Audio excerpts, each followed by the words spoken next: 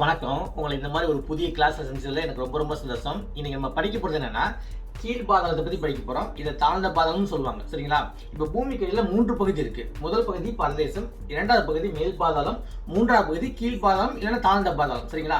இப்ப நம்ம ஏற்கனவே மரணத்துக்கு பிறகு இரண்டாவது வாய்ப்பு இல்லை அப்படிங்கிற ஒரு வகுப்புல மேல் பாதாளத்தை பத்தியும் பரதேசத்தை பத்தியும் படிச்சாச்சு. இது ரெண்டுமே மனிதனுக்கூட ஆத்மாவுக்குரியது. மனிதனோட ஆத்மாக்குரியது. இதை பத்தி நீங்க படிக்கணும்னா நீங்க அந்த கிளாஸ்ல போய் படிச்சு தெளிவா கத்துக்குங்க. இப்ப நம்ம மூன்றாவது பகுதி தான் படிக்க போறோம். அது ரொம்ப முக்கியமான பகுதி. அந்த மூன்றாவது பகுதியில யார் இருக்கா?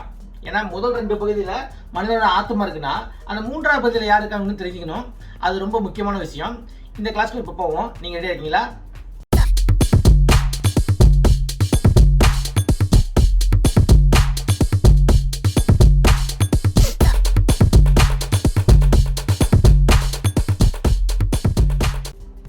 ஓகே, இப்போ நம்ம இந்த தாழ்ந்த பாதாளத்தை பத்தி படிக்கிறதுக்கு முன்னாடி தேவனுக்கு ஒரு நன்றியை சொல்லிக்குவோம். இந்த வகுப்பு எனக்கு 29வது வகுப்பு. இந்த அளவுக்கு ஆசீர்வாதம் கொடுத்த தேவனுக்கு ஒரு நன்றியை சொல்லிக்கிட்டு இப்போ நம்ம இந்த கிளாஸ்க்குள்ள போவோம். சரிங்களா?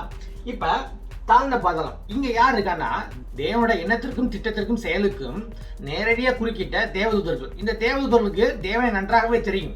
அப்படி தெரிந்திருந்தும் தேவனோட எண்ணத்திற்கும் திட்டத்திற்கும் செயலுக்கும் நேரடியாக குறுக்கிட்டவங்க. அப்படி குறுக்கிட்ட தேவதூதர்களை தான் தேவன் நேரடியா அவங்கள சங்கிலியில கட்டி அவரு இந்த கீழ்பாதத்துல அவர் அடைக்கிறார். சரிங்களா? இப்ப அவங்கள பத்தி தான் படிக்க போறோம். கீழ்பாதத்துல ஒரு குறிப்பிட்ட தேவதூதர்களை தேவன் அடைத்து வைத்திருக்காருன்னு நம்ம தெரிஞ்சு போச்சு. அப்ப தேவதூதர்களை பத்தி நம்ம அறிஞ்சுக்கிறது ரொம்ப முக்கியம்.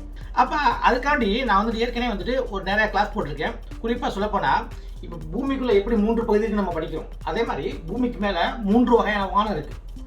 இங்கிலீஷ்ல ஹெவன் போட்டிருக்காங்க, தமிழ்ல வானம்னு மொழிமாற்றம் பண்ணியிருக்காங்க. அப்ப ஹெவனுக்கு சொர்க்கம் சொல்லலாம். அப்ப 3 வகையான வானம் இல்லைன்னா 3 வகையான சொர்க்கம் சொல்லலாம். அதை பத்தி உங்களுக்கு கொஞ்சம் அடிப்படை அறிஞ்சிருந்தீங்கன்னா கொஞ்சம் ஈஸியா இருக்கும். அதுக்காண்டே ஒரு அடிப்படையை பார்ப்போம். இப்ப எப்படி பூமிக்குள்ள 3 பகுதி இருக்குன்னு பாத்தீங்களா, அதே மாதிரி பூமிக்கு மேல 3 பகுதி இருக்கு. அதாவது பாத்தீங்கன்னா 3 வகையான வானம் சொல்றோம். அந்த முதல் வானத்தை தான் காற்று மண்டலம். பூமிக்கு மேல இருக்க அந்த காற்று மண்டலத்தை தான் அந்த முதல் வானம் சொல்றோம். அதுக்கப்புறம் காற்று மண்டலத்துல கண்ணாடி கடல் வரை இதுக்கு இடையில இருக்க பகுதி தான் விண்வெளின்னு சொல்றோம். இந்த விண்வெளியில தான் அண்ட சராசரம். இதுல பாத்தீங்கன்னா கோள்கள் இருக்கு, விண்மீன்கள் இருக்கு, நட்சத்திரங்கள் இருக்கு, சூரியன் இருக்கு. சரிங்களா? அப்புறம் கண்ணாடி கடல். இந்த கண்ணாடி கடலுக்கு அப்புறம் தான் 3ஆம் வானம் வருது. இந்த 3ஆம் வானம் தான் கடவுள் இருக்கும் இடம். இதுதான் நம்ம சொர்க்கம்னு சொல்றோம். இதான் முடிவுல காலம் சொல்றோம். இதுதான் நம்ம டைம்லெஸ் சொல்றோம். அப்ப இங்க காலத்துக்கு கட்டுப்படாது. அப்ப இந்த இடத்துல தான் கடவுள் தேவதூதர்களை முதல்ல படைக்கிறார். அப்ப கடவுள் படைச்சதுல முதல்ல படைச்சது தேவதூதர்களை படைத்து விட்டு தான் அப்புறம் தான் இந்த அண்ட சராசரத்தை படைக்கிறார். அப்ப இந்த கண்ணாடி கடலுக்கு உள்ள இருக்கிற பகுதி தான் காலத்துக்கு கட்டுப்பட்ட பகுதி.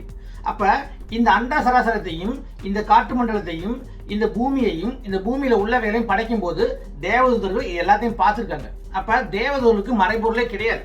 நமக்கு வேணா மறைபொருள் இருக்கும், ஆனா தேவதூதர்கள் அப்படி கிடையாது. தேவதூதர்கள் கடவுள் இந்த பூமியையும் அண்ட சராசரத்தையும் படைக்கும் போது எல்லாத்தையும் பார்த்துருக்காங்க. ஸோ இதை பத்தின கிளாஸ் 3 வகையான வானம் அப்படிங்கிற ஒரு கிளாஸ்ல நான் போட்டிருக்கேன். நீங்க போய் அந்த வகுப்பை பாருங்க இந்த சேனல்ல. அது உங்களுக்கு அடிப்படையா இருக்கும். இப்ப அந்த மாதிரி படைக்கப்பட்ட தேவதூதர்கள் பரலோகத்துல எப்படி கீழே வந்தாங்க அப்படிங்கிறதுக்கு 2 கிளாஸ் போட்டிருக்கேன். அதுல முதல்ல முதல் பகுதி பார்த்தீங்கன்னா சாத்தானின் வீழ்ச்சி. ஏன்னா சாத்தானின் தந்திரத்தினாலையும் சாத்தானின் ஒரு பாவ நிலையினாலையும் தான் அவங்க மேல இருந்து கீழே வந்தாங்க. அப்ப என்ன பாவம் பண்ணாங்க? பரலோகத்துல என்ன பாவம் பண்ணாங்கன்னா தேவனுக்கே உரித்தான ராஜ்யம், வல்லமை, மகிமை, வழிபாடு, ஆராதனையையும் தனக்கு வேண்டும் என்று தேவனுக்கு எதிராக கிளம்பினார். அப்படி கிளம்பினவர் தான் நம்ம லூசிபர். இவர் பேர் தான் கடவுள் தேவதூர்களை படைக்கும் போது அவங்கள்ட்ட பாவம் கிடையாது. அப்ப லூசிபருங்கிறது தான் சாத்தானா மாறுறாரு. அவர்கிட்டையும் பாவம் இல்லை. அவர் எதுக்கு படைக்கப்பட்டார்னா கடவுளை ஆராதிக்கணுங்கிறதுக்காண்டியே படைக்கப்பட்டார். அப்ப இவர் தான் அந்த ஆராதனையை தொடக்கி வைக்கணும். இவர் தான் அந்த ஆராதனை நடத்தணும் கடவுளுக்கு. ஆனா அப்படி படைக்கப்பட்ட இவர் எனக்கு ஆராதனை வரணும், என்னை வழிபடணும்னு சொல்லி அவர் நினைச்சாரு. அது மட்டும் இல்லாம கடவுளுக்கே உரிதான அந்த வல்லமையிலையும் அந்த ஆட்சியிலையும் நான் கடவுளுக்கு மேல ஒரு சிங்காசனத்தை போட்டு நான் ஆளுவேன் அப்படின்னு சொல்லி அவர் மனசுல நினைக்கிறார். அப்படி நினைக்கும் போது கடவுள், நீ எனக்கு மேல ஒரு சிங்காசனம் போட்டு நீ ஆளுவியா அப்படின்னு சொல்லிட்டு உனக்கு இனிமே பரலோகத்துல இடம் இல்லை, உன்னை நான் கீழே தள்ளுறேன் அப்படின்னு சொல்லிட்டு 3ஆம் வானத்துல இருந்து 2ஆம் வானத்துக்கு இறங்குறாரு. சரிங்களா? அப்படி இறக்கும் போது இந்த லூசிபர் கூட வேலை செஞ்சுக்கிட்டு இருந்த அவரவே நம்பி இருந்த நிறைய தேவதூதர்கள் அவரோட சேர்ந்து கீழே விழுந்துடுறாங்க. அவரோட சேர்ந்து இவங்களும் கீழே வந்துடுறாங்க. அப்ப 3ல் 1 பங்கு கீழே வந்துடுறாங்க. அந்த 3ல் 1 பங்குக்கு எடுத்துக்காட்டு சொல்லணும்னா ஒரு 100 தேவதூதர்களை கடவுள் படைச்சாருன்னா 33 பேர் இந்த சாத்தான் கூட வந்துடுறாங்க. இதாங்க சொல்லப்பட்டிருக்க விஷயம். அப்படிங்கும்போது இத்தனை பேர் வந்தாங்க. இப்படித்தான் சாத்தான் மேல இருந்து கீழே விழுந்தான். அப்படி கீழே விழும்போது அவங்களோட சேர்ந்த தேவதூதர்களும் நிறைய பேர் இருந்தாங்க. சரிங்களா? இது முதல் பகுதி. இரண்டாவது பகுதியில் பார்த்தீங்கன்னா சாத்தான் வந்துட்டு இரண்டாம் வானத்துக்கு வந்தவன் எப்படி வந்துட்டு பாதாளத்தில் போய் சேர்ந்தான் அப்படிங்கிறது வந்து ரெண்டாவது பகுதி. இந்த கிளாஸோட டைட்டில் என்னன்னா பரலோகத்திலிருந்து பாதாளம் வரை அப்படிங்கிற டைட்டில் சாத்தான் எப்படி ரெண்டாம் வானத்திலிருந்து எப்படி பாதாளம் வந்து சேர்ந்தான் அப்படிங்கிறத நான் தெளிவாக சொல்லியிருக்கேன். இதெல்லாம் வந்துட்டு நீங்கள் என்னோட சேனலில் பார்த்துருந்தீங்கன்னா இந்த கிளாஸ் வரும்போது வந்துட்டு உங்களுக்கு ஈஸியாக இருக்கும். அடிப்படையான விஷயங்கள் தான் முதல்ல நான் சொல்லியிருக்கேன். அப்போ உங்களுக்கு ரொம்ப ஈஸியாக இருக்கும். அதே மாதிரி பார்க்கும்போது கவனமாக பார்க்கணும். அதை ஞாபகம் வச்சுருந்தீங்கன்னா உங்களுக்கு அந்த பலன் இந்த கிளாஸில் நிறைய தெரியும். சரிங்களா? அப்போ பார்க்குறத வந்துட்டு பொழுதுபோக்காக பார்க்காம ஒரு குறிக்கோளோட பார்த்து ஞாபகம் வச்சுக்கோங்க, ரொம்ப முக்கியம். சரிங்களா? இப்போ இந்த இடத்துல குறிப்பிட்ட தேவதூதர்களை அவர் அடைச்சி வச்சிருக்காரு. அந்த தேவதூதர்களை பற்றி பைபிளில் எங்கெங்க போட்டிருக்குன்னா புதிய ஏற்பாட்டில் வந்துட்டு 3 இடத்துல போட்டிருக்கு. 1 பேதுருலையும் 2 பேதுருலையும் போட்டிருக்கு. அதே மாதிரி யூதா என்ற புஸ்தகத்திலையும் போட்டிருக்கு. இப்ப முதல்ல யூதா என்ற புஸ்தகத்துல என்ன போட்டிருக்கிறது பார்ப்போம்.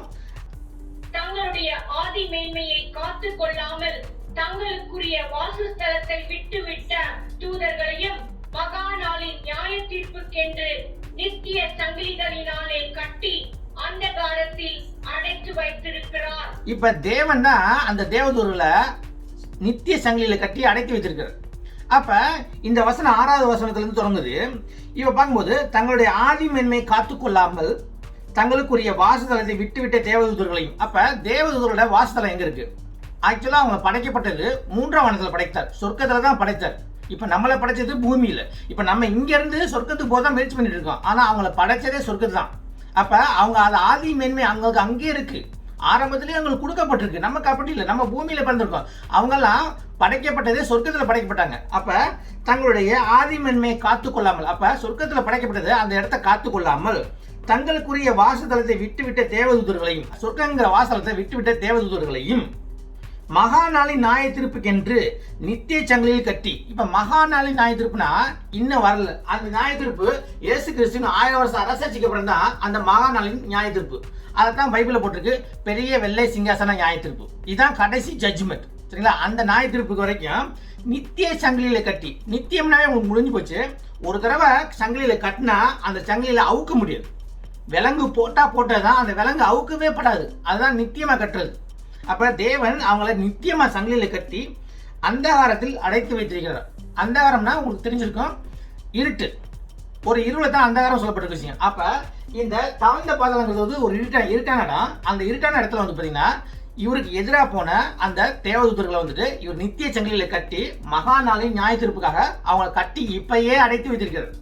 அப்ப இப்பயே அவங்க அடைத்து வச்சிருக்காருன்னா அப்ப அவங்க ஒரு பெரிய பாவம் பண்ணியிருக்கணும், தேவனுடைய எண்ணத்திற்கு திட்டத்திற்கு எதிராக போயிருந்திருக்கணும்.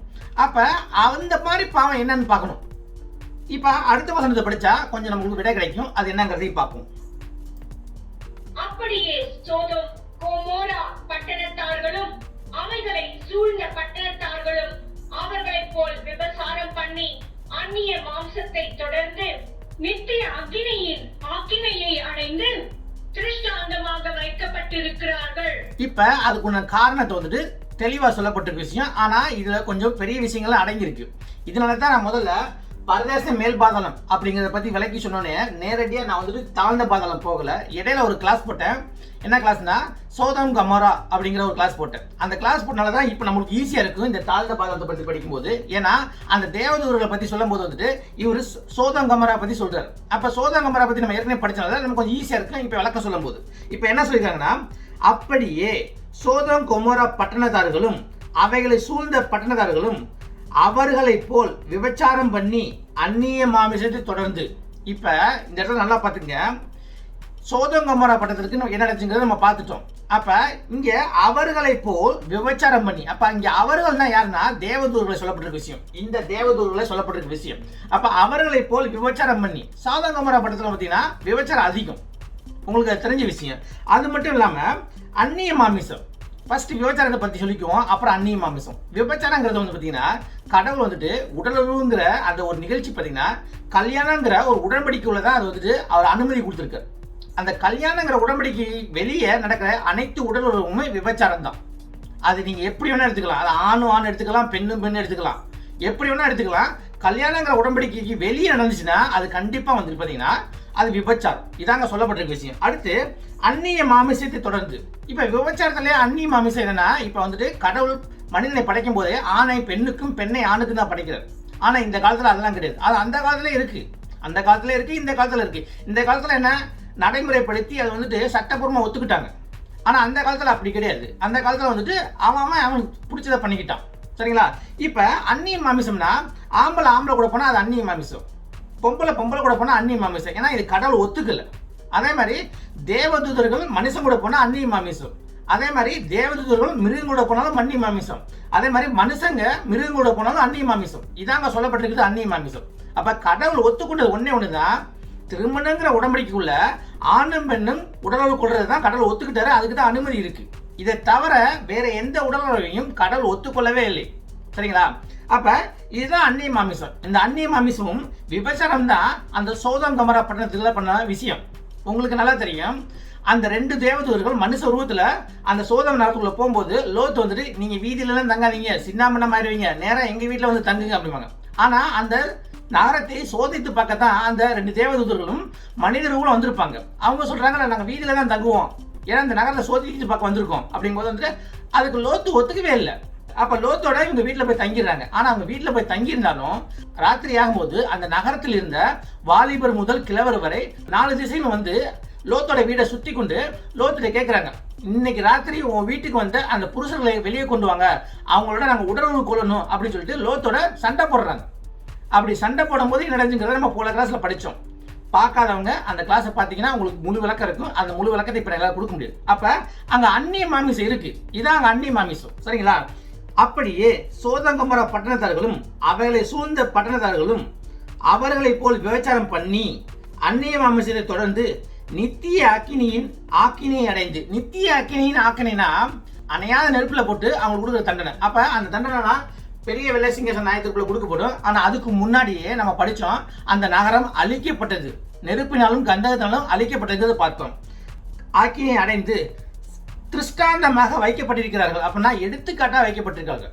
நமக்கெல்லாம் ஒரு எக்ஸாம்பிளா அந்த சோதம் கமரா நகரம் வைக்கப்பட்டிருக்கு. இதான் அங்க சொல்லப்பட்டிருக்க விஷயம். அப்ப இந்த தேவதூதர்கள் இப்ப எந்த மாதிரி தப்பு பண்ணிருப்பாங்க அப்படிங்கிறது ஒரு அவுட்லைன் நமக்கு கிடைச்சிச்சு. சோதம் கமரா வச்சு நமக்கு சொல்லப்பட்டிருக்க விஷயம். அப்ப இந்த அவுட்லைனை கொடுக்கும் போது சோதம் கமராக்கு முன்னாடியே இந்த விஷயம் நடந்திருக்கு. ஏன்னா சோதம் கமரா பாத்தீங்கன்னா இயேசு பிறக்கிறதுக்கு முன்னாடி நம்ம அபிராம் காலம், அது 2000 வருஷம். அப்ப 2000 வருஷத்துக்கு முன்னாடி, அப்ப அபிராமோட காலத்துக்கு முன்னாடி அந்த விஷயத்துக்கு இந்த எடுத்துக்காட்டு கொடுக்கப்பட்டிருக்கு. இந்த விஷயம் அந்த சோதம் கமரா நகரம் அழியறதுக்கு முன்னாடி நடந்திருக்க வேண்டிய விஷயம்.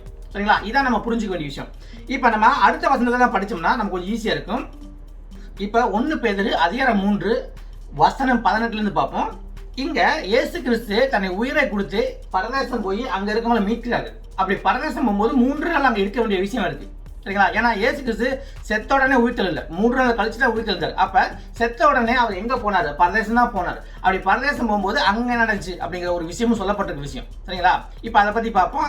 அப்படி சொல்லும் போது இந்த தேவதூதரை பத்தியும் சொல்லப்பட்டிருக்கு. இப்ப அந்த இடத்துக்கு போவோம். நீங்க எல்லாம் ரெடியா இருக்கீங்களா? ஏனெனில் கிறிஸ்துவும் நம்மை தேவனிடத்தில் சேர்க்கும்படி அநீதியுள்ளவர்களுக்கு பதிலாக நீதியுள்ளவராய் பாவங்களின் நிமித்தம் ஒரு தரம் பாடுபட்டார். அவர் மாம்சத்திலே கொலையுண்டு ஆவியிலே உயிர்ப்பிக்கப்பட்டார். இப்ப இங்க சொல்லப்பட்ட விஷயம் என்னன்னா, இயேசு கிறிஸ்து நம்மளை காப்பாற்றுறதுக்காண்டி நம்மளாம் பாவியானாங்க. ஆனா அவர் வந்துட்டு பாவம் இல்லாதவர். நம்மளை காப்பாற்றுறதுக்காண்டி அவர் வந்துட்டு மாமிசத்துல கொலையுண்டார்.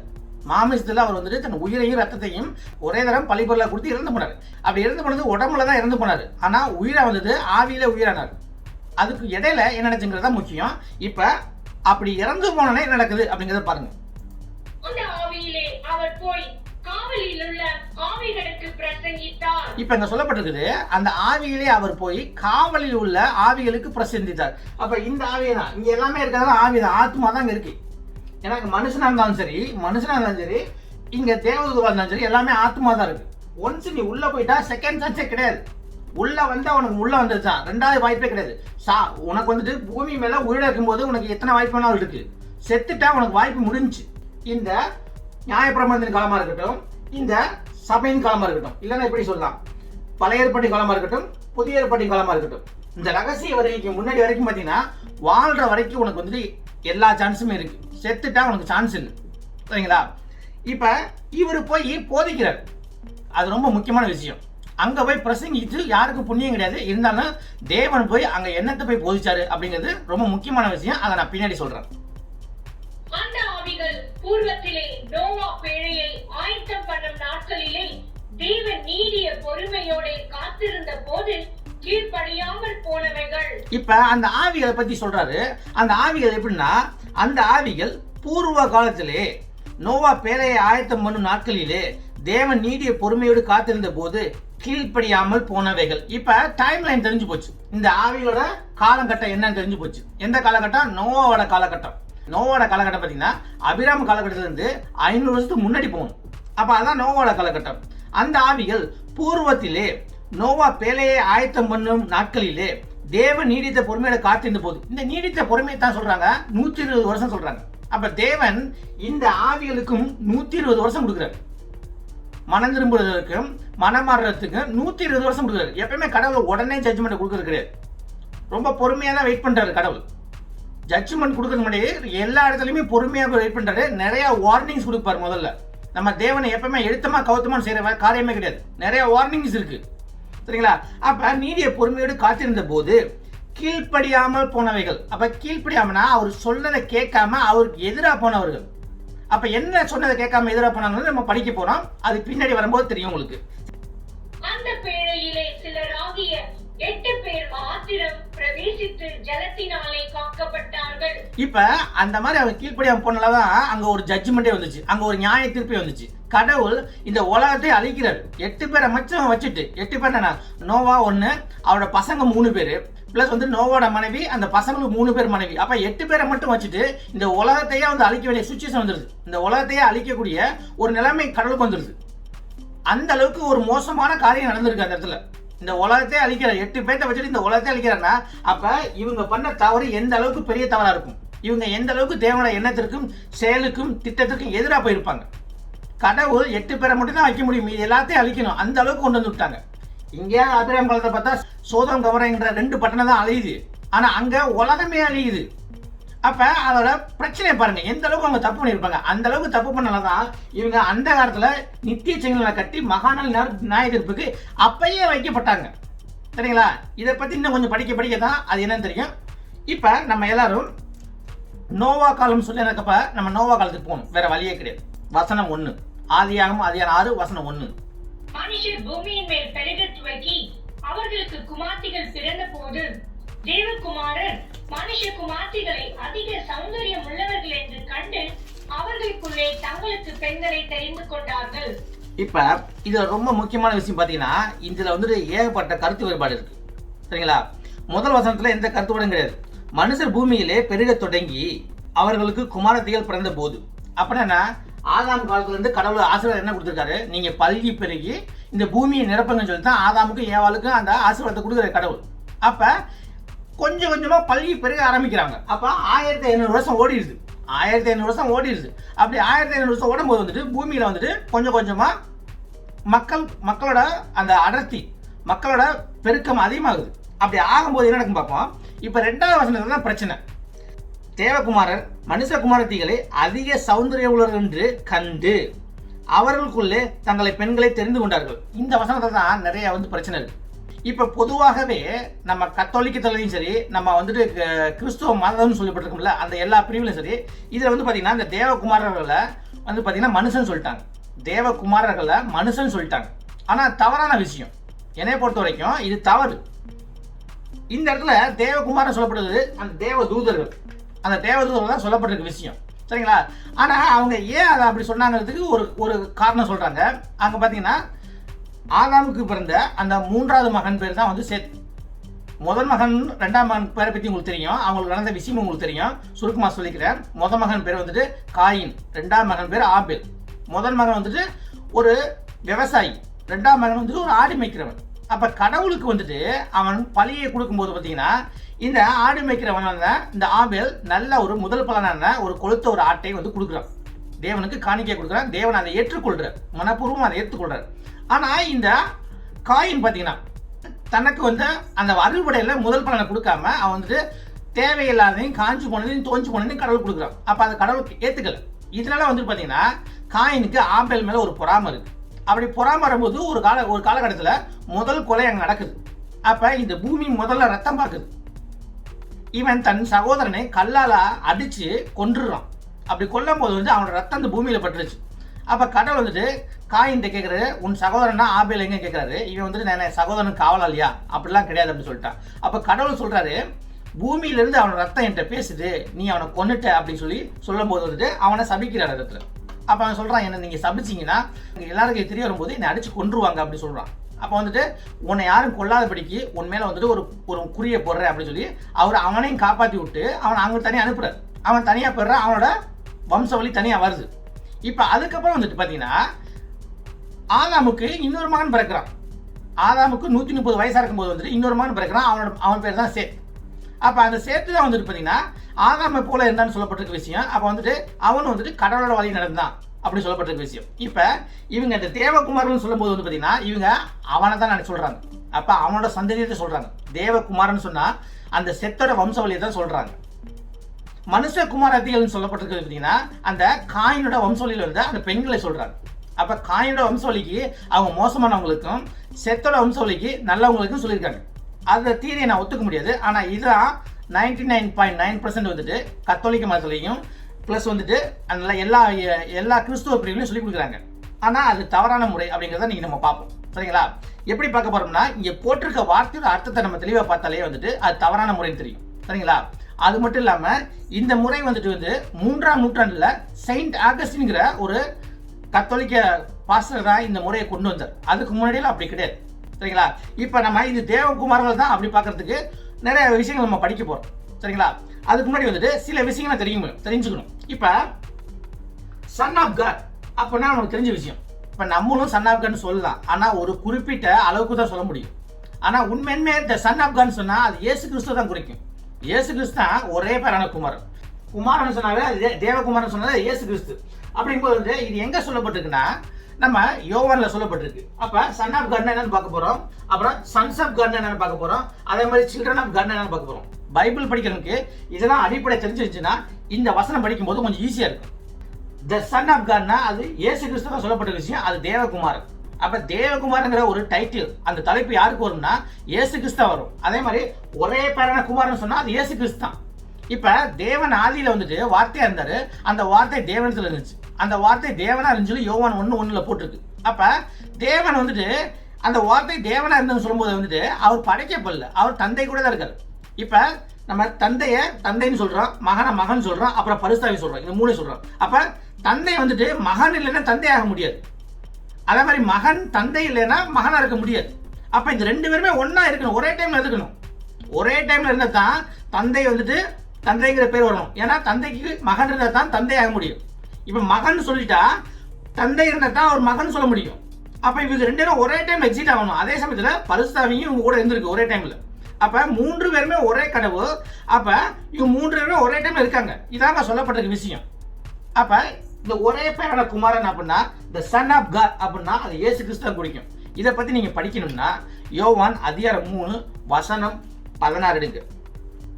தேவன் தம்முடைய ஒரே பேரான குமாரனை விசுவாசிக்கிறவன் எவனோ அவன் கெட்டு போகாமல் நித்திய ஜீவனை அடையும்படிக்கு அவரை தந்தருளி இவ்வளவாய் உலகத்தில் அன்பு கூர்ந்தார். தேவன்னா தந்தை சொல்லப்பட்ட விஷயம். தம்முடைய ஒரே பேரான குமாரனா இங்க இயேசு கிறிஸ்துவை பத்தி சொல்லப்பட்ட விஷயம். அப்ப அந்த ஒரே பேரான குமாரங்கிறது இயேசு கிறிஸ்து. அந்த தலைப்பு வேற யாருக்கும் போய் சேராது. அப்ப ஒரே பேரான குமாரனா இயேசு கிறிஸ்து. அப்ப the son of God, the son of God சொன்னா அது இயேசு கிறிஸ்து. பிளைனா சொல்லிட்டா அது இயேசு கிறிஸ்து. வேற எந்த மாற்றம் கிடையாது. அந்த டைட்டில் வேற எவனும் எடுக்க முடியாது. சரிங்களா? தம்முடைய ஒரே பேரான குமாரனை விசுவாசிக்கிறவன் எவனோ அவன் கெட்டு போகாமல் நித்திய ஜீவனை அடையும்படிக்கு அவரை தந்தருளி இவ்வளவே உலகத்தில் அன்பு கூர்ந்தார். இதான் சொல்லப்பட்டிருக்க விஷயம். இப்ப இவர் தான் ஒரே பேரான குமாரன் முடியாய் போச்சு. இப்ப அடுத்து உலகத்தை ஆக்கினைக்குள்ளாக தீர்க்கும்படி தேவன் தம்முடைய குமாரனை உலகத்தில் அனுப்பாமல் அவராலே உலகம் ரட்சிக்கப்படுவதற்காகவே அவரை அனுப்பினார். இப்ப முதல் தடவை இயேசு கிறிஸ்து வந்தது வந்து பாத்தீங்கன்னா இந்த உலகத்தை வந்துட்டு நியாய தீர்ப்பு பண்றதுக்கு தண்டனை கொடுக்கிறதுக்கு வரல. இந்த உலகத்தை ரட்சிக்கிறதுக்காக வந்தாரு. இந்த உலகத்தோட பாவத்தை சுமந்திக்கிறதுக்காக வந்தாரு. அதாங்க சொல்லப்பட்டிருக்க விஷயம். அப்ப இவர் தான் அந்த குமாரன் சொல்லப்பட்ட விஷயம். அப்ப அந்த டைட்டிலை யாரும் எடுக்க முடியாது. சரிங்களா? இப்ப அடுத்து அவரை விசுவாசிக்கிறவன் ஆக்கினைக்குள்ளாக தீர்க்கப்படான். விசுவாசியாதவனோ தேவனுடைய ஒரே பேரான குமாரனுடைய நாமத்தில் விசுவாசம் உள்ளவனாய் இராதபடியினால் அவன் ஆக்கினை தீர்ப்புக்குட்பட்டாயிற்று. நல்லா கேட்டுங்க. தேவனுடைய ஒரே பேரான குமாரனின் நாமத்தில். அப்ப அந்த தேவனோட ஒரே பேரான குமாரன் நாமம் என்ன? இயேசு கிறிஸ்து. அப்ப அவரோட நாமத்தில் விசுவாசம் உள்ளவனாக இராதபடியினால், அப்ப அவரோட பேர்ல இயேசு கிறிஸ்துங்கிற பேர்ல விசுவாசம் இல்லாதபடியினால், தேவனுடைய ஒரே பேரான குமாரன் நாமத்தில் விசுவாசம் உள்ளவனாக இராதபடியினால் அவன் ஆக்கினை தீர்ப்புக்கு உட்பட்டாயிற்று. அப்ப இயேசு கிறிஸ்துவோட பேர்ல விசுவாசம் இல்லைன்னா அவன் வந்துட்டு ஆக்கினை தீர்ப்புக்குன்னா தண்டனைக்குள்ளான தீர்ப்புக்கு அவன் உள்ளாக்கப்பட்டாயிச்சு சொல்லியாச்சு. அப்ப இயேசு கிறிஸ்து அந்த ஒரே பேரான குமாரன். இந்த டைட்டில் வேற யாரும் கொடுக்க முடியாது. தேவதூர் கொடுக்க முடியாது, மனுஷனுக்கு கொடுக்க முடியாது. அப்ப த சன் ஆஃப் காட் அப்படின்னு சொல்லிட்டாலே உங்களுக்கு யாரு? இயேசு கிறிஸ்து. அதான் ஞாபகம் வரணும். அப்ப நீங்க படிக்கும்போது சரியா படிச்சு புரியணும். இப்ப அதை விட்டுருவோம். இப்ப த சன்ஸ் ஆஃப் காட் இதுதான் வந்துட்டு ஆதியாகமத்துல போட்டிருக்க விஷயம். த சன்ஸ் ஆஃப் காட் அதைத்தான் வந்துட்டு இவங்க மொழிமாற்றம் பண்ணியிருக்காங்க. தேவகுமாரன் சொல்லி மொழிமாற்றம் பண்ணியிருக்காங்க. இப்ப தேவகுமாரன் மொழிமாற்றம் பண்ணாலும் வந்துட்டு இவங்க எல்லாம் நினைச்சிட்டாங்க அது மனுஷன் நினைச்சிட்டாங்க. அது கிடையாது. அது தேவதூர்ல சொல்லப்பட்டிருக்க விஷயம். ஏன்னா மூல மொழியாகிய ஹீப்ரு. ஏன்னா பழைய ஏற்பாடு எழுதப்பட்டது ஹீப்ரு. ஹீப்ருனா எபிரேய மொழி. அந்த எபிரேய மொழியில பார்த்தீங்கன்னா பினேஹா எலோஹிம் தான் போட்டிருக்கு. இந்த பினேஹா எலோஹிம் வந்து பார்த்தீங்கன்னா பழைய ஏற்பாட்டில் 5 இடத்துல சொல்லப்பட்டிருக்கு. 5 இடத்துல சொல்லப்பட்டிருக்கு. ஆனால் 6 முறை சொல்லப்பட்டிருக்கு. 5 இடத்துல 6 முறை சொல்லப்பட்டிருக்கு. இப்போ நம்ம படிச்சுட்டு இருக்க ஆதியாகமத்தில் 2 தடவை சொல்லப்பட்டிருக்கு. அதே மாதிரி பார்த்தீங்கன்னா தானியேல்ல அதிகாரம் 3ல் 1 தடவை சொல்லப்பட்டிருக்கு. அதே மாதிரி யோபு அதிகாரம் யோபுல பார்த்தீங்கன்னா 1ல் 1 தடவை சொல்லப்பட்டிருக்கு, 2ல் 1 தடவை சொல்லப்பட்டிருக்கு, அதிகாரம் 38ல் 1 தடவை சொல்லப்பட்டிருக்கு. ஸோ இந்த மாதிரி இடத்துல வந்துட்டு தேவதூதரை பற்றி சொல்லும் போது வந்துட்டு பினேஹா எலோஹிம் அப்படின்னு சொல்லி மூல மொழியில எபிரேய மொழியில சொல்லப்பட்டிருக்க விஷயம். அதைத்தான் இவங்க வந்துட்டு தேவ குமாரர்கள் மாத்திருக்காங்க, தேவ புத்திரர்கள் மாத்திருக்காங்க. சரிங்களா? அப்ப அந்த தேவ புத்திரர்கள் அந்த தேவகுமாரர்கள் அந்த வார்த்தைக்கு உள்ள அர்த்தம் என்னங்கிறத நம்ம தெளிவாக படிக்கணும். அப்படி படிச்சுட்டா இந்த குழப்பமே இருக்காது. சரிங்களா? இப்ப அந்த இடத்துக்குலாம் போவோம். அந்த அந்த மூல மொழியில கொடுக்கப்பட்ட அந்த வார்த்தைக்கு என்ன அர்த்தம் அந்த இடத்துல போட்டிருக்குன்னு பார்த்தீங்கன்னா உங்களுக்கு தெரிஞ்ச விஷயம். இப்போ நம்ம ஆதியாகமத்தில் 6ஆவது விட்டுட்டு மீதி இருக்க அந்த மீதி 4 இடத்தையும் நம்ம பார்க்கணும். மீதி இருக்க அந்த 4 இடத்தையும் பார்த்துட்டோம்னா உங்களுக்கு தெரிஞ்ச விஷயம். நம்ம இது ஏற்கனவே பார்த்துருக்கோம். யோபு ஏற்கனவே நம்ம பார்த்துருக்கோம். தேவகுமாரர்களை எப்படி கடவுள் படைச்சாரு, தேவகுமாரர்களை முதல்ல படைச்சது, அதுக்கப்புறம் தான் இந்த உலகத்தை படைச்சாரு அப்படிங்கிறதுக்காண்டி நம்ம ஒரு கிளாஸே போட்டோம். அந்த கிளாஸை பார்த்தீங்கன்னா தேவதூதர்களும் கண்ணடை கடலும் அப்படிங்கிற கிளாஸ்ல பார்த்தோம். இருந்தாலும் இப்போ நம்ம ஷார்ட்டா குயிக்கா பார்த்துக்குவோம். சரிங்களா? இப்போ எல்லாரும் அது யோபு அதிகாரம் 1 எடுத்துக்கங்க. வசனம் 6. ஒரு நாள் தேவபுத்திரர் கர்த்தருடைய சன்னதியில் வந்து நின்ற போது சாத்தானும் அவர்கள் நடுவில் வந்து நின்றான். இப்ப ஒரு நாள் தேவபுத்திரர்கள் கர்த்தருடைய சந்நிதி அப்படின்னா பரலோகத்துல தேவனோட அரசபையை பத்தி சொல்லப்பட்டிருக்கு. அந்த அரசபையில தேவன் இருக்காரு, தேவபுத்திரர்கள் இருக்காங்க. அதான் அங்க போட்டிருக்கு. தேவபுத்திரர்களும் அங்க இருக்காங்க. அப்படி அந்த அரசபைக்கு அங்க யார் வர்றாருன்னா சாத்தானும் வர்றாரு. ஆனா சாத்தான் ஏற்கனவே கீழே தள்ளியாச்சு. இருந்தாலும் அவர் மேல போய் விசிட் பண்ண முடியும். நம்ம எப்படி வந்துட்டு படைக்கப்பட்டது நம்ம பூமியில தான், நம்ம காற்று மண்டலத்தை தாண்டி நம்ம வளிமண்டலம் வரைக்கும் போறோம்ல, அதே மாதிரி தான் இவனும் அந்த பரலோகத்துக்கு போயிட்டு வந்துட்டு இருக்க அந்த ஒரு அனுமதி இருந்துச்சு. தேவன்கிட்ட பேசுறதுக்குரிய ஒரு அனுமதி இருந்துச்சு. பரலோகத்துக்கு அவன் கீழே தள்ளிவிடப்பட்டிருந்தாலும் அவன் தேவன் கூட போய் பேசிக்கிட்டு இருக்க, போய் பேசக்கூடிய ஒரு உரிமை இருந்துச்சு. ஆனா ஒரு குறிப்பிட்ட கால வரைக்கும் தான் அந்த உரிமை இருக்கும். இதை பத்தி அந்த கிளாஸ்ல ஏற்கனவே நம்ம பார்த்தாச்சு. இப்ப அந்த மாதிரி நிற்கும் போது என்ன நடக்கிறத பாக்குறோம். கர்த்தர் சாத்தானை பார்த்து நீ எங்கே இருந்து வருகிறாய் என்றார். சாத்தான் கர்த்தருக்கு பிரதியுத்தரமாக பூமி எங்கும் உலாவி அதில் சுற்றி திரிந்து வருகிறேன் என்றான். இப்ப கடவுள் கேட்கிறாரு, நீ எங்க இருந்து இப்ப வர்ற? நான் பூமி எங்கும் உலாவி அதை சுற்றி திரிந்து நான் வரேன். கர்த்தர் சாத்தானை நோக்கி என் தாசனாகிய யோபின் மேல் கவனம் வைத்தாயோ? உத்தமனும் சன்மார்க்கனும் தேவனுக்கு பயந்து பொல்லாப்புக்கு விலகுகிறவனும் ஆகிய அவனை போல பூமியில் ஒருவனும் இல்லை என்றார். அதற்கு சாத்தான் கர்த்தருக்கு பிரதியுத்தரமாக யோபு விருதாவாகவா தேவனுக்கு பயந்து நடக்கிறான்? நீர் அவனையும் அவன் வீட்டையும் அவனுக்கு உண்டான எல்லாரையும் சுற்றி வேலி அடைக்கவில்லையோ? அவன் கைகளின் கிரியையை ஆசீர்வதித்தீர், அவனுடைய சம்பத்து தேசத்தில் பெருகிற்று. அப்ப கடவுள் சொல்லிட்டாரு யோபு மாதிரி ஒரு உத்தமன் கிடையாது சொல்லிட்டாரு. அப்ப சாத்தான் சொல்றான், நீங்க அவனை ரொம்ப ஆசீர்வதிச்சிட்டீங்க, அவன் தொட்டதெல்லாம் துளங்குது, அவன் சொத்துலாம் ரொம்ப பெருகிருச்சு, அது மட்டும் இல்லாம அவனை சுத்தி அவன் குடும்பத்தை சுத்தி ஒரு வேலியை போட்டிருக்கீங்க, அதனாலதான் வந்துட்டு உங்க மேல வந்துட்டு இந்த அளவுக்கு பாசமா இருக்கான், இல்லைன்னு இருக்க மாட்டான் அப்படின்னு சொல்லி அந்த ஒரு வாதத்தை வைக்கிறான். அப்ப கடவுள் சொல்றாரு அப்படிலாம் இல்லைங்கிறாரு. அப்ப இவன் சொல்றான், உலகத்துப்புறமான அந்த சொத்து பத்தல எடுங்க, அவன் உங்களை தூசிக்க ஆரம்பிப்பான் அப்படின்னு சொல்லி சாத்தான் சொல்றான். அப்ப கடவுள் சொல்றாரு, அதுக்கு உண்டான அதிகாரத்தை உனக்கு கொடுக்குறேன், ஆனா யோபோ ஒன்றும் பண்ணிடாத, அப்படின்னு சொல்லி சொல்றாரு. அப்ப அந்த அதிகாரத்தை வாங்கிட்டா பூமிக்கு வந்து யோபுவோட சொத்து பத்தெல்லாம் எடுக்கிறான். சொத்து பத்து பிளஸ் வந்துட்டு அவன் பிள்ளைங்களெல்லாம் வந்துட்டு கொன்றுறான். அப்படி கொல்லும் போது வந்து யோபுட்ட வந்து அந்த விஷயத்தை வந்து சொல்றாங்க, உங்க பிள்ளைங்கலாம் செத்து போயிட்டாங்க, உங்க ஆடு மாடெல்லாம் அழிஞ்சு போச்சு, உங்க ஒட்டகம்லாம் யாரா ஓட்டிட்டு போயிட்டாங்க அப்படின்னு சொல்லிட்டு எல்லா சொத்தும் அழிஞ்சு போறதை வந்து சொல்றாங்க. மனைவி மட்டும் இருக்கிறாங்க. அப்ப இவன் வந்துட்டு கடவுளை பார்த்து கடவுள் எனக்கு கொடுத்தாரு, கடவுள் எடுத்துக்கிட்டாரு அப்படின்னு சொல்லிட்டு கடவுள் மேல எந்த விதமான ஒரு குற்றச்சாட்டு வைக்காம அந்த அளவுக்கு கடவுளை நேசிச்சிடும். ஸோ அந்த இடத்துல வந்து சாத்தான் தோத்து போயிட்டான் முதல் தடவை. இப்போ ரெண்டாவது இடத்தை பார்த்தீங்கன்னா பார்ப்போம். அதுல முதல் தடவை தோத்து போயிட்டு ரெண்டாவது தடவை போறான். யோபு அதிகாரம் 2. பின்னொரு நாளிலே தேவபுத்திரர் கர்த்தருடைய சந்நிதியில் வந்து நின்ற போது சாத்தானும் அவர்கள் நடுவிலே கர்த்தருடைய சந்நிதியில் வந்து நின்றான். இப்ப இங்க சொல்லப்பட்ட விஷயம் தான் ரெண்டு இடத்துலயுமே, அதிகாரம் 1லயும் சரி அதிகாரம் 2லயும் சரி, தேவ புத்திரர்கள் அப்படிங்கிறதுக்கு மூலமொழியில பார்த்தீங்கன்னா பினேஹா எலோஹிம் தான் போட்டிருக்கு. அந்த மூலமொழியான எபிரேய மொழியில வந்து பினேஹா எலோஹிம், பினேஹா எலோஹிம் தான் எங்க போட்டிருக்கு, அந்த ஆதியாகமம் அதிகாரம் 6 வசனம் 2-4 போட்டிருக்கு. சரிங்களா? அப்ப அந்த பினேஹா எலோஹிமும் இந்த பினேஹா எலோஹிமும் ஒரே தான். அது வந்து மனுஷனுக்கு கொடுக்க முடியாது. அது தேவ புத்திரர்களை பத்தி சொல்லப்பட்ட விஷயம். சரிங்களா? இங்க தேவ புத்திரன் சொல்லி கரெக்டா மொழிமாற்றம் பண்ணிருக்காங்க. அங்க தேவ குமாரனும் போட்டாங்க. அதான் பிரச்சனையே. அங்கேயும் தேவ புத்திரர்களும் போட்டிருந்தோம்னா ஒரே மாதிரி வந்திருக்கும். அப்ப நம்ம மொழிமாற்றம் பண்ணும்போது வந்து கரெக்டா கொடுத்துருந்தோம்னா நம்ம மக்களுக்கு புரியறது கொஞ்சம் ஈஸியா இருக்கும். இல்லைன்னா வந்துட்டு மேலையும் கிளையும் படிக்கணும். இது யார்கிட்ட சொல்லியிருக்கு, எங்க சொல்லியிருக்கு, அந்த இடத்துல யார் யாரெல்லாம் இருக்கிறாங்க, எந்த காலகட்டத்தில் சொல்லியிருக்கு அப்படிங்கிறது ரொம்ப முக்கியம். அப்படி பார்க்கும்போது மேலையும் கிளையும் படிக்கும்போது உங்களுக்கு புரிய வரும் அந்த வார்த்தைக்கு உண்டான உண்மையான அர்த்தம் என்ன அப்படிங்கிறது நமக்கு தெரிய வரும். இப்போ இதை படிக்கும் போதே தெரிய வரும் கர்த்தரோட அரசபை. அந்த அரசபையில் வந்துட்டு பார்த்தீங்கன்னா அங்கே அரசாங்க கூட்டத்தில் வந்துட்டு அங்கே தேவதூதர்கள் வந்து நிற்கிறாங்க. அப்போ வந்துட்டு சாத்தான் போய் முறையிடுறான், சாத்தான் போய் கேள்வி கேட்கிறான். இதான் அங்கே சொல்லப்பட்டிருக்க விஷயம். சரிங்களா? இப்போ என்னாச்சுங்கிறத பார்ப்போம்.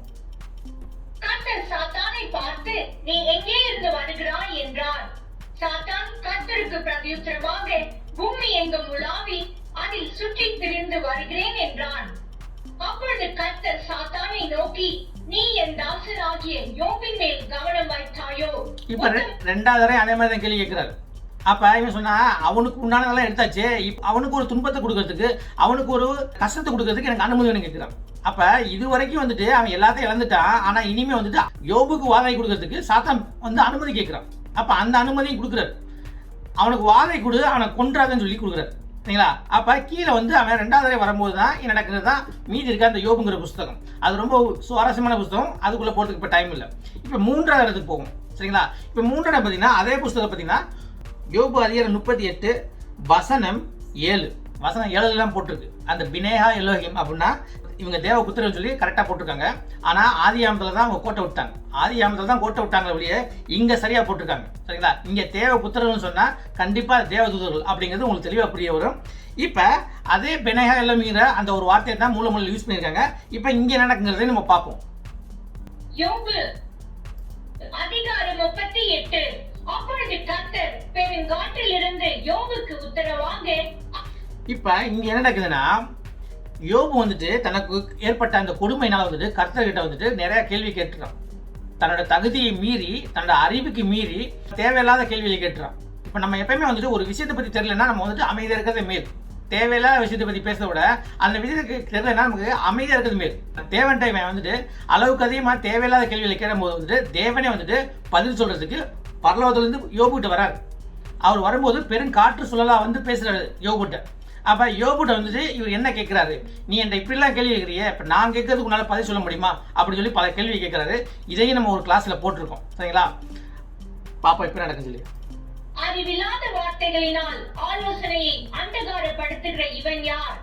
இப்போதும் புருஷனை போல் இடை கட்டிக்கொள், நான் உன்னை கேட்பேன், நீ எனக்கு உத்தரவு சொல்லு. இப்ப அறிவில்லாம பேசாத, ஒரு உண்மையான ஒரு நல்ல ஒரு ஆம்பளை மாதிரி உன்னோட உடைய உடுத்திக்கொள்ளுங்கிறார்.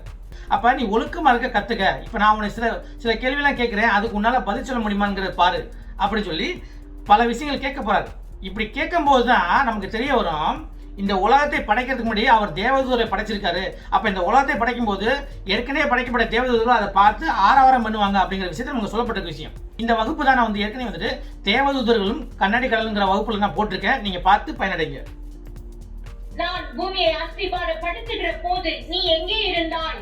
நீ அறிவாளியானால் அதை அறிவி. இந்த பூமிக்கு அஸ்திவாரம் போடும்போது நீ எங்க இருந்த? அப்ப நீ படைக்கப்படவே இல்லை.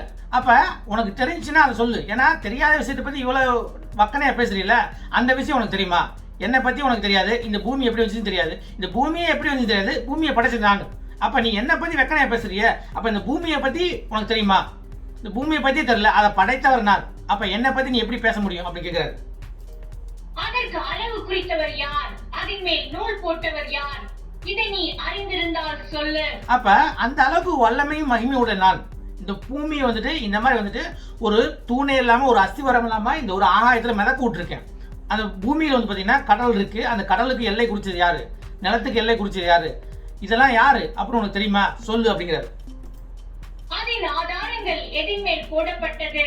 அதன் கோடிக்கல்லை வைத்தவர் யார்? இப்ப இந்த பூமிக்கு ஆதாரம் எது மேல போடப்பட்டிருக்கு? இந்த பூமி எதுல வைக்கப்பட்டிருக்கு அப்படிங்கிறது உனக்கு தெரியுமா? சொல்லு அப்படிங்கிறாரு. அப்பொழுது விடியற் காலத்து நட்சத்திரங்கள் ஏகமாய் பாடி தேவபுத்திரர் எல்லாரும் கெம்பீரித்தார்களே. சோ இங்கதான் அந்த தேவபுத்திரரை பத்தி சொல்லப்பட்டிருக்க விஷயம். இதுக்கு தான் பினேகா எலோஹிம் சொல்லி அந்த மூலையில எபிரேய மொழியில சொல்லப்பட்டிருக்க விஷயம். இதே தான் வந்துட்டு அங்க ஆதியாகமத்திலே சொல்லப்பட்டிருக்கு. இதே வார்த்தை தான் அங்க பயன்படுத்தப்பட்டிருக்கு. சரிங்களா? அப்பொழுது விடிய காலத்து நட்சத்திரங்கள் ஏகமாய் பாடி. இப்ப விடிய காலத்து நட்சத்திரங்கள் ஏகமாய் பாடினா உங்களுக்கு வந்துட்டு டைரக்டாவும் சொல்லலாம். இப்ப ஒவ்வொரு நட்சத்திரத்துக்கும் ஒரு பீட் இருக்கு. ஒவ்வொரு நட்சத்திரத்துக்கும் ஒரு பீட் இருக்கு, ஒரு அதிர்வு இருக்கு. அது வந்துட்டு பாடுறது. ஒவ்வொரு நட்சத்திரத்துக்கும் உள்ள ஒரு பீட் தான் பாடுறது. அப்ப நான் படைக்கும் போது, இந்த பூமியை படைக்கும் போது நட்சத்திரம்லாம் முன்னாடியே படைச்சாச்சு. பூமியை படைக்கிறதுக்கு முன்னாடி நட்சத்திரம் முன்னாடியே படைச்சாச்சு. அப்ப அந்த நட்சத்திரம்லாம் பாடுச்சுன்னா அதோட வைப்ரேஷன் சொல்லப்பட்டிருக்க விஷயம். தேவபுத்திரர்கள் எல்லோரும் கம்பீரித்தார்களே. அப்ப இங்க தேவபுத்திரர்கள் சொல்லப்பட்டிருக்க விஷயம். தேவபுத்திரன்னா யாருன்னா ஒண்ணு கிடையாது, தேவதூதர்கள் தான் சொல்லப்பட்டிருக்க விஷயம். இவங்கெல்லாம் வந்துட்டு ஆரவாரம் பண்ணாங்க. கம்பீரித்தார்கள்னா ஆரவாரம் பண்றது. இப்போ ஒரு கிரிக்கெட் மேட்ச்ல நமக்கு பிடிச்ச ஒரு கண்ட்ரி ஆடிட்டு இருக்கு அப்படின்னா அவன் சிக்ஸர் அடிக்கும் போது அங்க இருக்கவங்க எல்லாம் ஆரவாரம் பண்றாங்க, ரசிகர்கள். அது மாதிரி தான் தேவதூதர்கள்லாம் கடவுள் வந்து இந்த பூமியை படைக்கும் போது ஆரவாரம் பண்றாங்க. இதாங்க சொல்லப்பட்டிருக்க விஷயம். அப்ப இங்க தேவபுத்திரர்கள் சொல்லப்பட்டிருக்க விஷயம் பாத்தீங்கன்னா தேவதூதர்களை சொல்லி இருக்கு. ஏன்னா பூமியை படைக்கிறதுக்கு முன்னாடி தேவதூதர்களை படைத்திருக்காரு. அப்ப அங்க மனுஷனை சொல்ல முடியாது. சரிங்களா? அதனாலதான் சொல்றேன், பெனேகா எலோஹிம் என்ற வார்த்தை 6 முறை பயன்படுத்தப்பட்டிருக்கு. அதுல 5 முறைக்கு இப்ப விளக்கம் பார்த்தாச்சு. சரிங்களா? இன்னும் ஒண்ணே தான் பாக்கி இருக்கு, தானியேல். அதையும் பார்த்துருவோம். தானியேல் அதிகாரம் 3. இப்ப இந்த தானியேல் என்ற புத்தகத்தோட வரலாறு பாத்தீங்கன்னா ஏறக்குறைய இயேசு கிறிஸ்து பிறக்கிறதுக்கு முன்னாடி 600 வருஷத்துக்கு முன்னாடி நடந்துச்சு. இயேசு கிறிஸ்து பிறக்கிறதுக்கு முன்னாடி 600 வருஷம் அப்படின்னா 600 பிசி, 500 இருந்து 600 பிசிக்கு உண்டான காலகட்டம். சரிங்களா? இப்ப இந்த காலகட்டத்தில் வந்த ஒரு வரலாறு தான். இப்ப இந்த காலகட்டத்தில் அந்த யூத மக்கள் நேபுகார் நேச்சர் என்ற பாபிலோன் மன்னனால இவங்க அடிமை நிலத்துக்குள்ள போறாங்க. அப்படி அடிமை நிலத்துக்குள்ள போகும்போது வந்துட்டு அந்த நேபுகார் நேச்சர் என்ன பண்றாருன்னா அவரோட உருவச்சிலை வந்துட்டு 60 அடிக்கு அவர் பொண்ணுலே பண்றாரு. 6 அடி அகலம் 60 அடி உயரத்துக்கு பொண்ணுலே பண்ணி எல்லாரும் அதை வணங்கணும். அப்படி வணங்காம போனா அவங்க வந்துட்டு நெருப்பு சூளையில போய் தூக்கி எறிஞ்சு அவங்களை கொல்றதுக்கு உண்டான தண்டனை கொடுக்குறாரு. ஆனா அங்க வந்து பாத்தீங்கன்னா யூத வந்துட்டு யாருக்குமே வந்துட்டு வணங்க மாட்டான். வேற எந்த கடவுளையும் வணங்க மாட்டான், வேற யாரையும் வணங்க மாட்டான். அப்படிப்பட்ட ஒரு வணங்காத 3 பேர்த்த பத்தி தான் சொல்லப்பட்டிருக்க விஷயம். அவங்க பேர் பார்த்தீங்கன்னா சாத்ராக், மேசாக், ஆபேத்நேகோ. இதான் அவங்களோட பேரு.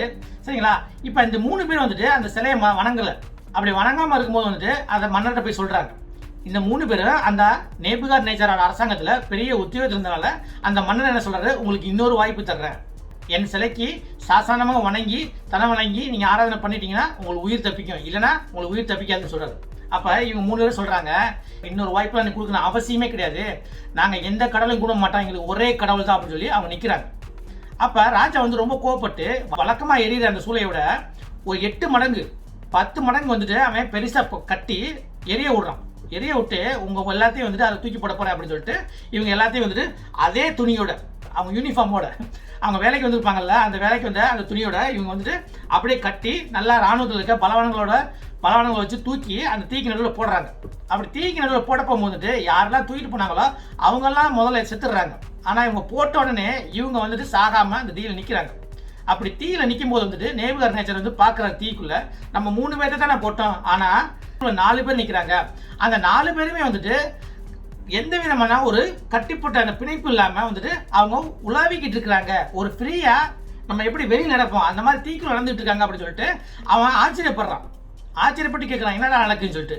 இப்ப அதை பத்தி தான் பார்க்க போறோம். அப்படி சொல்லும் போதுதான் 3 பேர் தான் போடுறாரு, அந்த சாத்ராக், மேசாக், ஆபேத்நேகோ தான்.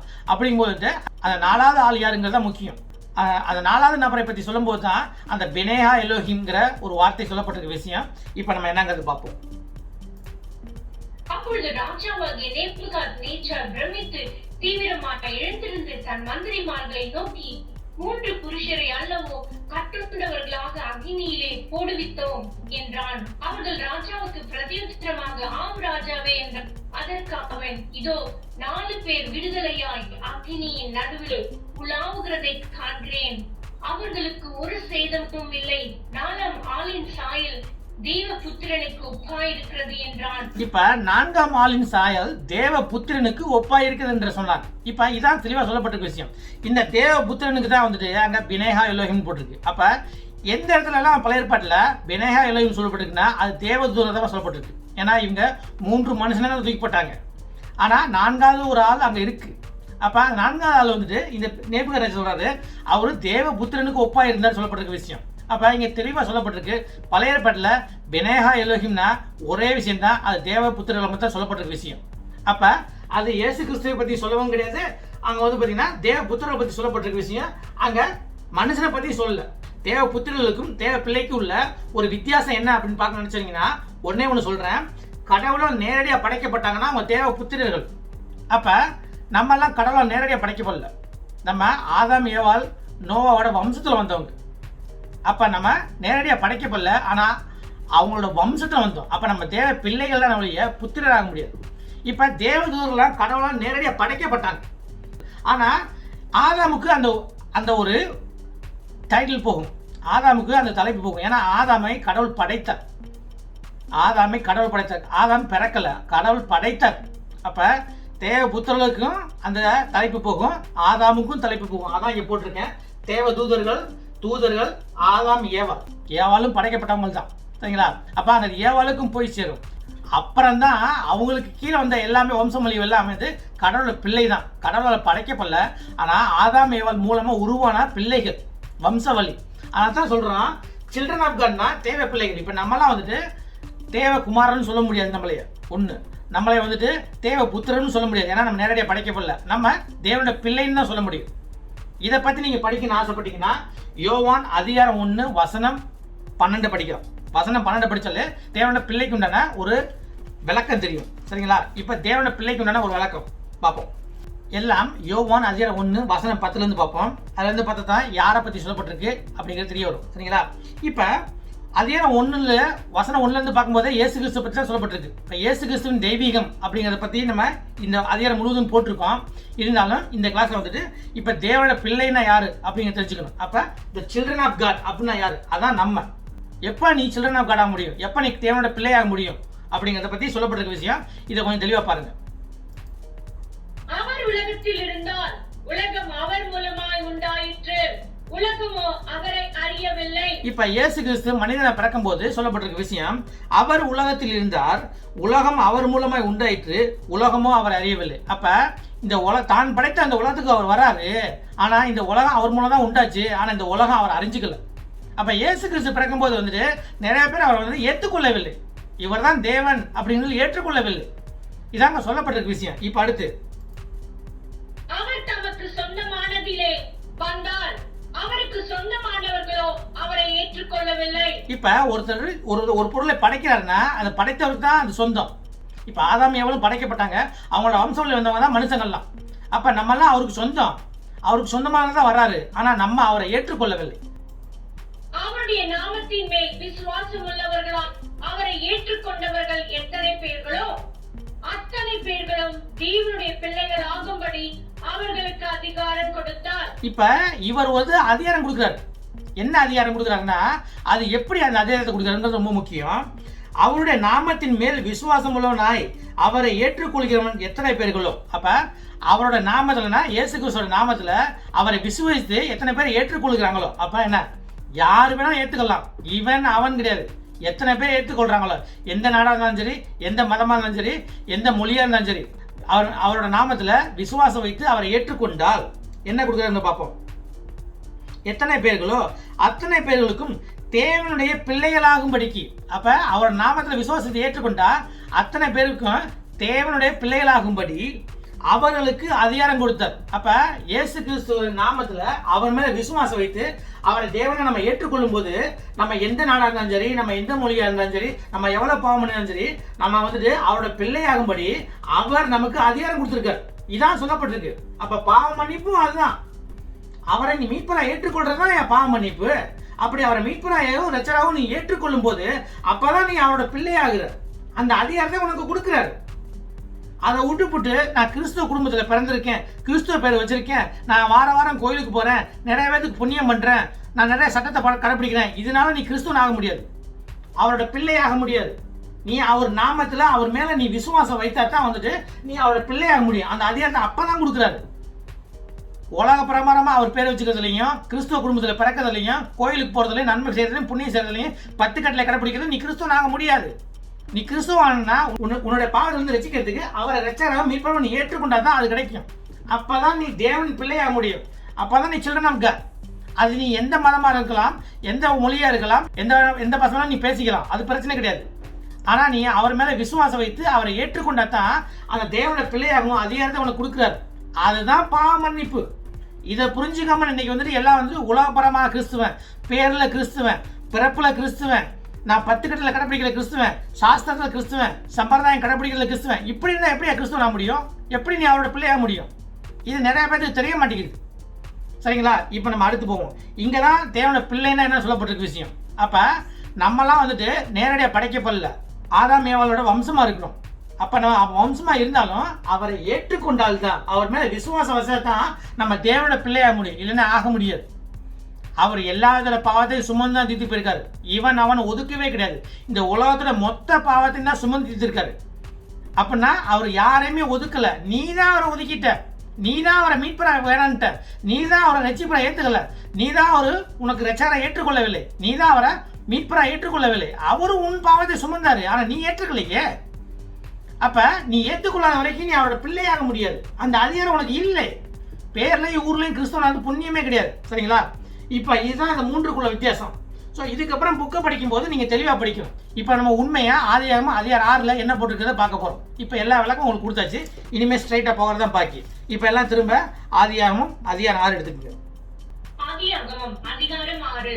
மனுஷர் பூமியின் மேல் பெருகத் துவக்கி அவர்களுக்கு குமார்த்திகள் பிறந்த போது தேவகுமாரர் மனுஷ குமார்த்திகளை அதிக சௌந்தரியம் உள்ளவர்கள் என்று கண்டு அவர்களுக்குள்ளே தங்களுக்கு பெண்களை தெரிந்து கொண்டார்கள். இப்ப பாத்தீங்கன்னா நல்லா தெளிவா சொல்லிருக்கேங்க. தேவகுமாரர்கள் மனுஷ குமாரதிகளை அதிக சௌந்தரியம் உள்ளவர்கள் என்று கண்டு அவர்களுக்குள்ளே தங்கள் பெண்களை தெரிந்து கொண்டார்கள். அப்படின்னா கல்யாணம் பண்ணிக்கிட்டாங்கன்னு அர்த்தம்.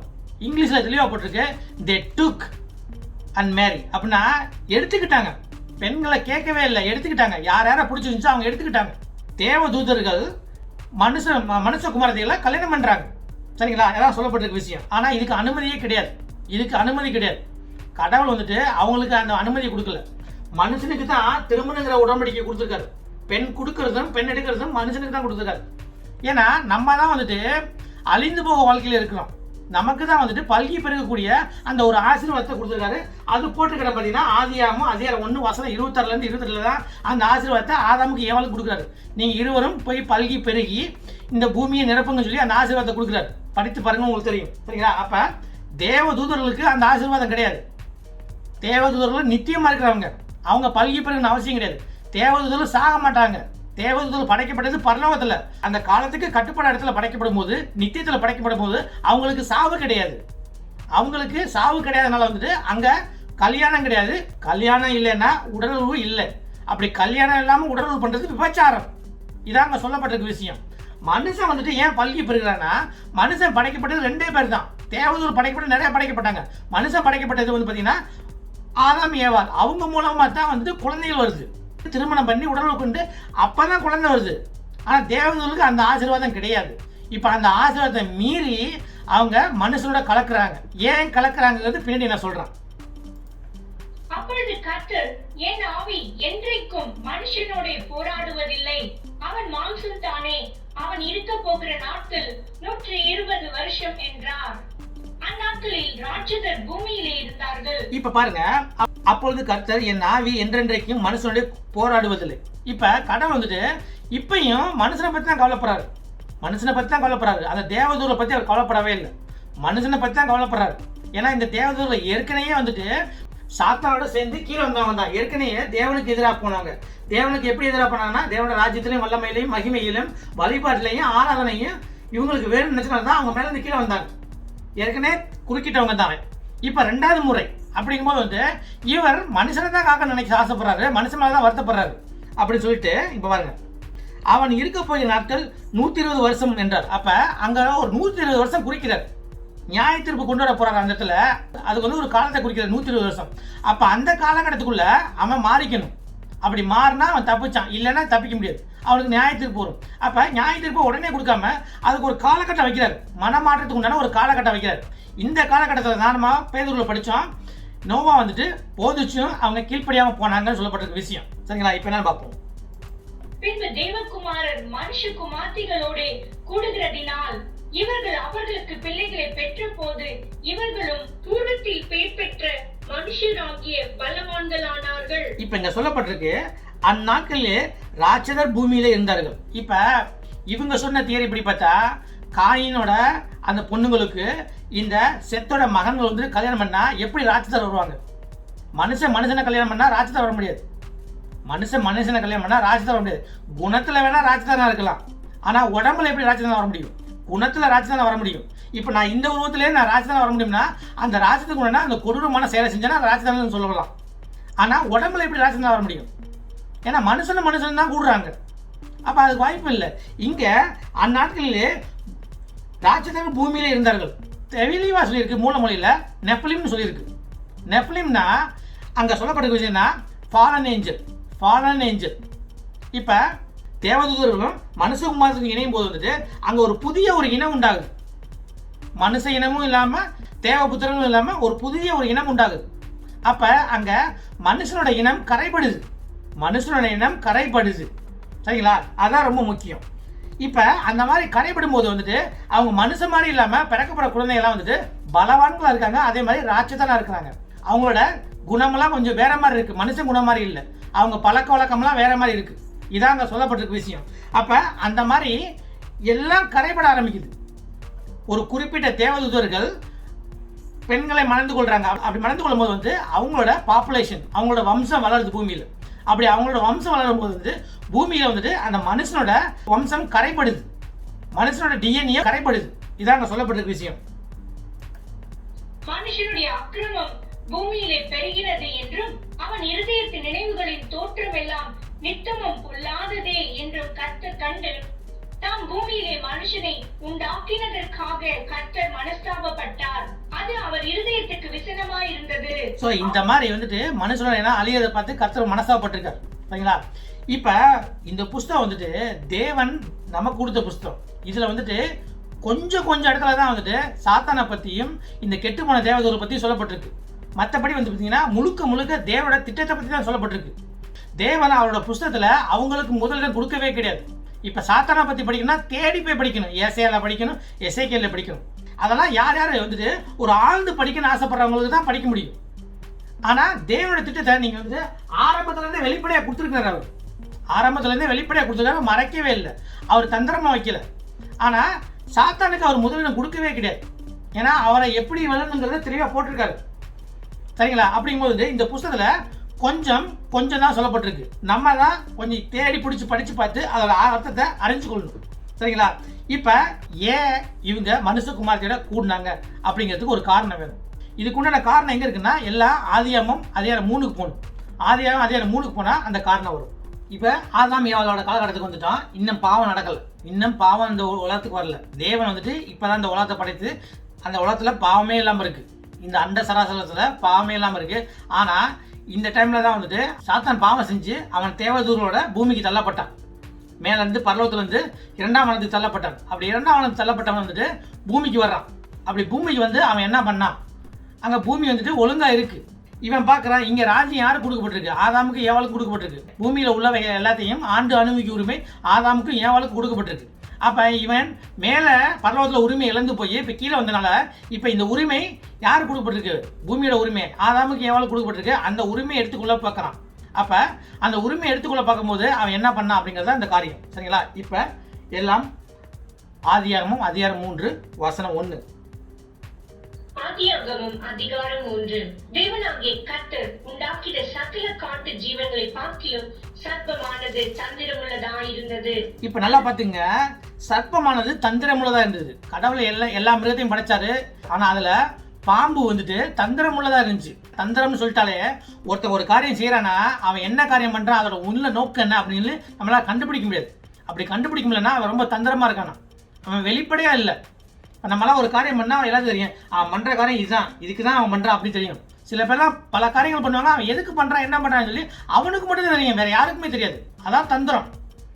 அப்ப தந்திரமா இருக்கிறவன் வந்துட்டு அவனால நம்ம ஏமாற்றப்படுறது ரொம்ப உறுதி, நிச்சயம். தேவன் நமக்கு எதையுமே தந்திரமா வைக்கல. இங்க பாருங்க, தேவன் எல்லாமே வெளிப்படையா வச்சிருக்காரு. தேவன் எல்லாத்தையும் வெளிப்படையா சொல்லிட்டாரு, ஆரம்பத்திலே முடிவு சொல்லிட்டாரு. நீங்க தான் முடிவு எடுத்துக்கணும். அதே மாதிரி உங்கள் பாவத்தை எல்லாம் அவர் சுமந்து தீர்த்துட்டாரு. நீ தான் அவரை ரட்சகரா ஏத்துக்கணும். நீ ரட்சகரா ஏத்து அவரை விசுவசிக்கிறது தான் உனக்கு பாவ மன்னிப்பு. அவ்வளவுதான், உனக்கு சொர்க்க நிச்சயம். இதுதான் அங்க சொல்லப்பட்ட விஷயம். எதையுமே தந்திரமா வைக்கல. மனுஷங்க தான் அதை சரியா புரிஞ்சுக்கல. அவ்வளவுதான். சரிங்களா? இப்ப பாருங்க, ஸ்திரீயை நோக்கி, நீங்கள் தோட்டத்தில் உள்ள சகல விருட்சங்களின் கனியையும் புசிக்க வேண்டாம் என்று தேவன் சொன்னது உண்டோ என்றது. ஏவாள்கிட்ட தான் கேட்குறான். ஸ்திரீனா ஏவாள்கிட்ட கேட்குறான், கடவுள் வந்துட்டு உங்களை ஏதாவது சாப்பிடக்கூடாதுன்னு சொல்லியிருக்காரா அப்படின்னு சொல்லிட்டு ஒரு அறியாமையில கேட்குற மாதிரி கேட்குறான். அப்ப இவன் ஒரு அறியாமையில கேட்குற மாதிரி அவன் நினைச்சுக்கிறான். சர்ப்பத்தை பார்த்து, நாங்கள் தோட்டத்தில் உள்ள விருட்சங்களின் கனிகளை புசிக்கலாம், ஆனாலும் தோட்டத்தின் நடுவில் இருக்கிற விருட்சத்தின் கனியை குறித்து தேவன் நீங்கள் சாகாதபடிக்கு அதை புசிக்கவும் அதை தொடவும் வேண்டாம் என்று சொன்னார் என்றார். இங்க பைபிள்ல வந்துட்டு சொல்லப்பட்ட விஷயம் பாத்தீங்கன்னா, சாப்பிட்ட நாள்ல நீ சாவாயின்னு தான் சொல்லியிருக்காரு. வெளியே முன்னாடி படிச்சு பாத்தீங்கன்னா அதான் சொல்லியிருக்காரு, தொட வேணாம்னு சொல்லல. ஆனா இங்க ஏவாள் ஒரு வார்த்தையை சேர்த்து சொல்றாங்க, தொடவும் கூடாது சாப்பிடவும் கூடாது சொல்லி சேர்த்து சொல்றாங்க. இந்த மாதிரி ஸ்திரீ சொன்னோன்னே, இந்த மாதிரி ஏவாள் சொன்னோன்னே, இதுக்கு வந்துட்டு அந்த தந்திரமா இருந்த பாம்பு உருவத்துல வந்த சாத்தா என்ன சொன்னா அப்படிங்கறத பார்ப்போம். அப்பொழுது சர்ப்பம் ஸ்திரீயை நோக்கி, நீங்கள் சாகவே சாவதில்லை, நீங்கள் இதை புசிக்கும் நாளிலே உங்கள் கண்கள் திறக்கப்படும் என்றும் நீங்கள் நன்மை தீமை அறிந்து தேவர்களைப் போல் இருப்பீர்கள் என்றும் தேவன் அறிவார் என்றது. இப்ப ஏவாளுக்குள்ள ஒரு சந்தேகத்தை உண்டு பண்றான். நீங்க சாப்பிட்டா சாக போறதெல்லாம் கிடையாது, இது சாப்பிட்ட நாள்ல வந்துட்டு கண்கள் திறக்கப்பட்டு தேவர்களை போல ஆயிடுவீங்க. அப்ப தேவன் போல ஆயிரும், உங்களுக்கு நன்மை தீமை தெரியும். சொன்னதுல பாதி உண்மை பாதி போய். அப்ப ஏவாளுக்கு வந்துட்டு அதை நம்பிடுறா. அப்ப நம்மளும் வந்துட்டு தேவன் மாதிரி ஆயிடுவோமா, தேவனுக்கு ஈக்குவல் ஆயிடுவோமா, தேவன் மாதிரி ஆயிடுவோமா அப்படின்னு சொல்லி அந்த ஒரு சந்தேகமும் பிளஸ் வந்து ஒரு ஆசையும் வந்துருது. அப்படி அந்த சந்தேகமும் ஒரு ஆசை உள்ள வந்துருச்சுனால இதுக்கப்புறம் நடக்கிறத பார்ப்போம்.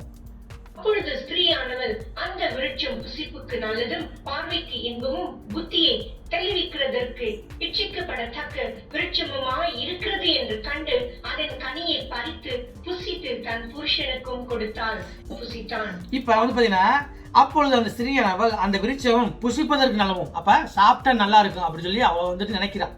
நல்லமும் பார்வைக்கு இன்பமும், பார்க்கறதுக்கு நல்லா இருக்கு, சாப்பிட்டாவும் நல்லா இருக்கும் அப்படின்னு நினைக்கிறான்.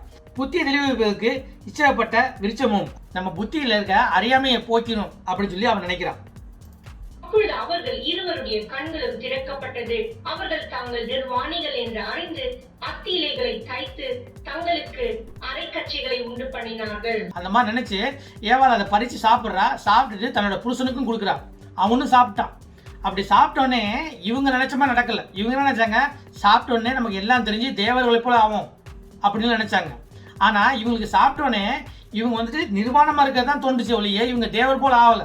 அப்படி இவங்க ஏமாந்து போனாங்க ஒண்ணு. பிளஸ் வந்துட்டு தேவனோட சொல்ல கேட்காம போயிட்டாங்க.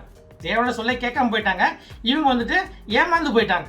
தேவனை போல ஆகல, ஆனா இவங்க வந்து நிர்வாணமா இருக்க மட்டும் தெரிஞ்சு போச்சு. அப்படி தெரிஞ்சனால இவங்க தீயிலை எடுத்து ஒரு உடையை தைத்து இவங்க போட்டுட்டாங்க. பகலில் குளிர்ச்சியான வேளையிலே தோட்டத்தில் உலாவுகிற தேவனாகிய கர்த்தருடைய சத்தத்தை அவர்கள் கேட்டார்கள். அப்பொழுது ஆதாமும் அவன் மனைவியும் தேவனாகிய கர்த்தருடைய சந்நிதிக்கு விலகி தோட்டத்தின் விருட்சங்களுக்குள்ளே ஒளித்துக் கொண்டார்கள். இப்ப கடவுள் வந்துட்டு காலையில குளிர்ச்சியான வேலையில அந்த தோட்டத்து பக்கம் வரது வழக்கம். அப்படி வரும்போது அந்த சத்தம் கேட்குது. இவர் வழக்கமா வர்றதுனால அந்த சத்தம் கேட்கும் போது இவங்க கடவுள் வரான்னு சொல்லிட்டு இவங்க போய் ஓடி ஒளிகிறாங்க. சந்நிதினா அவர் முன்னாடி போய் நிக்கிறது தான் சந்நிதி. அவர் முன்னாடி போய் நிக்க முடியாது, நம்ம நிர்வாணம் இருக்குன்னு சொல்லிட்டு போய் ஒளிகிறாங்க. இப்ப கடவுள் கூப்பிடுறாரு. அப்பொழுது தேவனாகிய கர்த்தர் ஆதாமை கூப்பிட்டு, நீ எங்கே இருக்கிறாய் என்றார். அதற்கு அவன், நான் தேவரீருடைய சத்தத்தை தோட்டத்திலே கேட்டு நான் நிர்வாணியா இருப்பதினால் பயந்து ஒளித்துக் கொண்டேன் என்றான். நீங்க வர்ற சத்தம் கேட்டு நான் நிர்வாணம் இருக்கனால பயந்து ஒளிந்து கொண்டிருக்கேன் அப்படின்னு சொல்லி இங்க சொல்லியாச்சு. இப்ப கடவுளுக்கு தெரிய வருது, இவன் நிர்வாணமா இருந்தா அவனுக்கு தெரியலையா, இப்ப எப்படி அவனுக்கு தெரிஞ்சிச்சு அப்படின்னு சொல்லிட்டு அவர் கேள்வி கேட்கிறாரு. அப்பொழுது அவர், நீ நிர்வாணி என்று உனக்கு அறிவித்தவன் யார்? புசிக்க வேண்டாம் என்று நான் உனக்கு விளக்கின விருட்சத்தின் கனியை புசித்தாயோ என்றார். இப்ப கடவுள் கேள்வி கேட்கிறாரு. கடவுள் கேட்கிறாரு, நீ நிர்வாணின்னு உனக்கு சொன்னது யாரு? நான் சாப்பிடக்கூடாதுன்னு சொன்ன அந்த கனியை நீ சாப்பிட்டியா அப்படின்னு சொல்லி ஆதாமை கேட்கிறாரு. இப்ப ஆதாம் ஒரு பொறுப்புள்ள ஆளா இருந்தா, பொறுப்புள்ள ஆள்னா தான் செய்த தவிர ஒற்றுக்கொள்றவன் தான் பொறுப்புள்ளவன். அவன் தான் பொறுப்புள்ளவன். பொறுப்புள்ள ஆளா இருந்தா அவன் என்ன சொல்லிக்கணும், கடவுளே நான் செஞ்சது தப்பு தான், நீங்க சொன்னதை நான் மீறிட்டேன் அப்படின்னு சொல்லிட்டு காலில் விழுந்து மன்னிப்பு கேட்டிருந்தா முடிஞ்சு போயிருக்கும் விஷயம். அந்த இடத்துல ப்ராப்ளம் சால்வ். ஆனா அந்த பொறுப்பை ஏற்றுக்கொள்ளவே இல்லை ஆதாம். இப்ப என்ன நடக்குது பார்ப்போம். ஆதாம் என்னுடனே இருக்கும்படி தேவரே தந்த ஸ்திரீயானவள் அவ்விருட்சத்தின் கனியை எனக்கு கொடுத்தால் நான் புசித்தேன் என்றான். இப்ப இவன் சொன்னது வந்துட்டு, நீங்க கொடுத்த அந்த பொண்ணு என்கிட்ட இருக்கும்படி கொடுத்தீங்களா ஒரு பொண்ணு, அதை ஏவாள் அந்த பொண்ணு தான் என்கிட்ட கொடுத்துச்சு அந்த கனியை, நான் சாப்பிட்டேன்னு சொல்லிட்டான். அப்ப கடவுள் மேலேயும் ஒரு குற்றத்தை வச்சுட்டான். நீங்க கொடுத்த பொண்ணால தான் இந்த மாதிரி ஆயிப்போச்சு அப்படிங்கிற குற்றம். தான் செஞ்ச குற்றத்தை அவன் ஏற்றுக்கொள்ளவில்லை.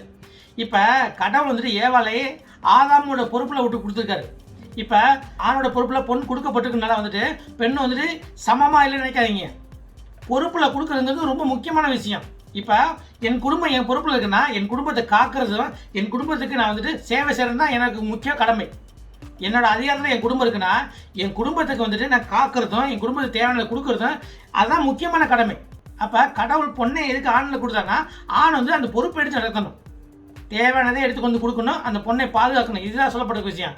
ஆனா இவர் என்ன சொல்லிட்டாரு, ஆதாம நீங்க கொடுத்த பொண்ணுக்கே அந்த பொண்ணு தான் வந்துட்டு எனக்கு அந்த கனியை கொடுத்துச்சு, அந்த கனியை நான் சாப்பிட்டேன். தன்னோட பொறுப்புல இருந்து விலகிட்டாரு. தனக்கு கொடுத்த அத்தனை பொறுப்புல இருந்து இவர் விலகிட்டாரு. இப்ப அடுத்து அப்பொழுது தேவனாகிய கர்த்தர் ஸ்திரீயை நோக்கி, நீ இப்படி செய்தது என்ன என்றார். ஸ்திரீயானவள், சர்ப்பம் என்னை வஞ்சித்தது, நான் புசித்தேன் என்றாள். இப்ப ஏவாளை கேட்கும் போது சொல்லியாச்சு, ஏவாளும் பொறுப்பை ஏற்றுக்கொள்ளவில்லை, ஆதாம் பொறுப்பை ஏற்றுக்கொள்ளவில்லை, அது முதல்ல முடிஞ்சு போச்சு.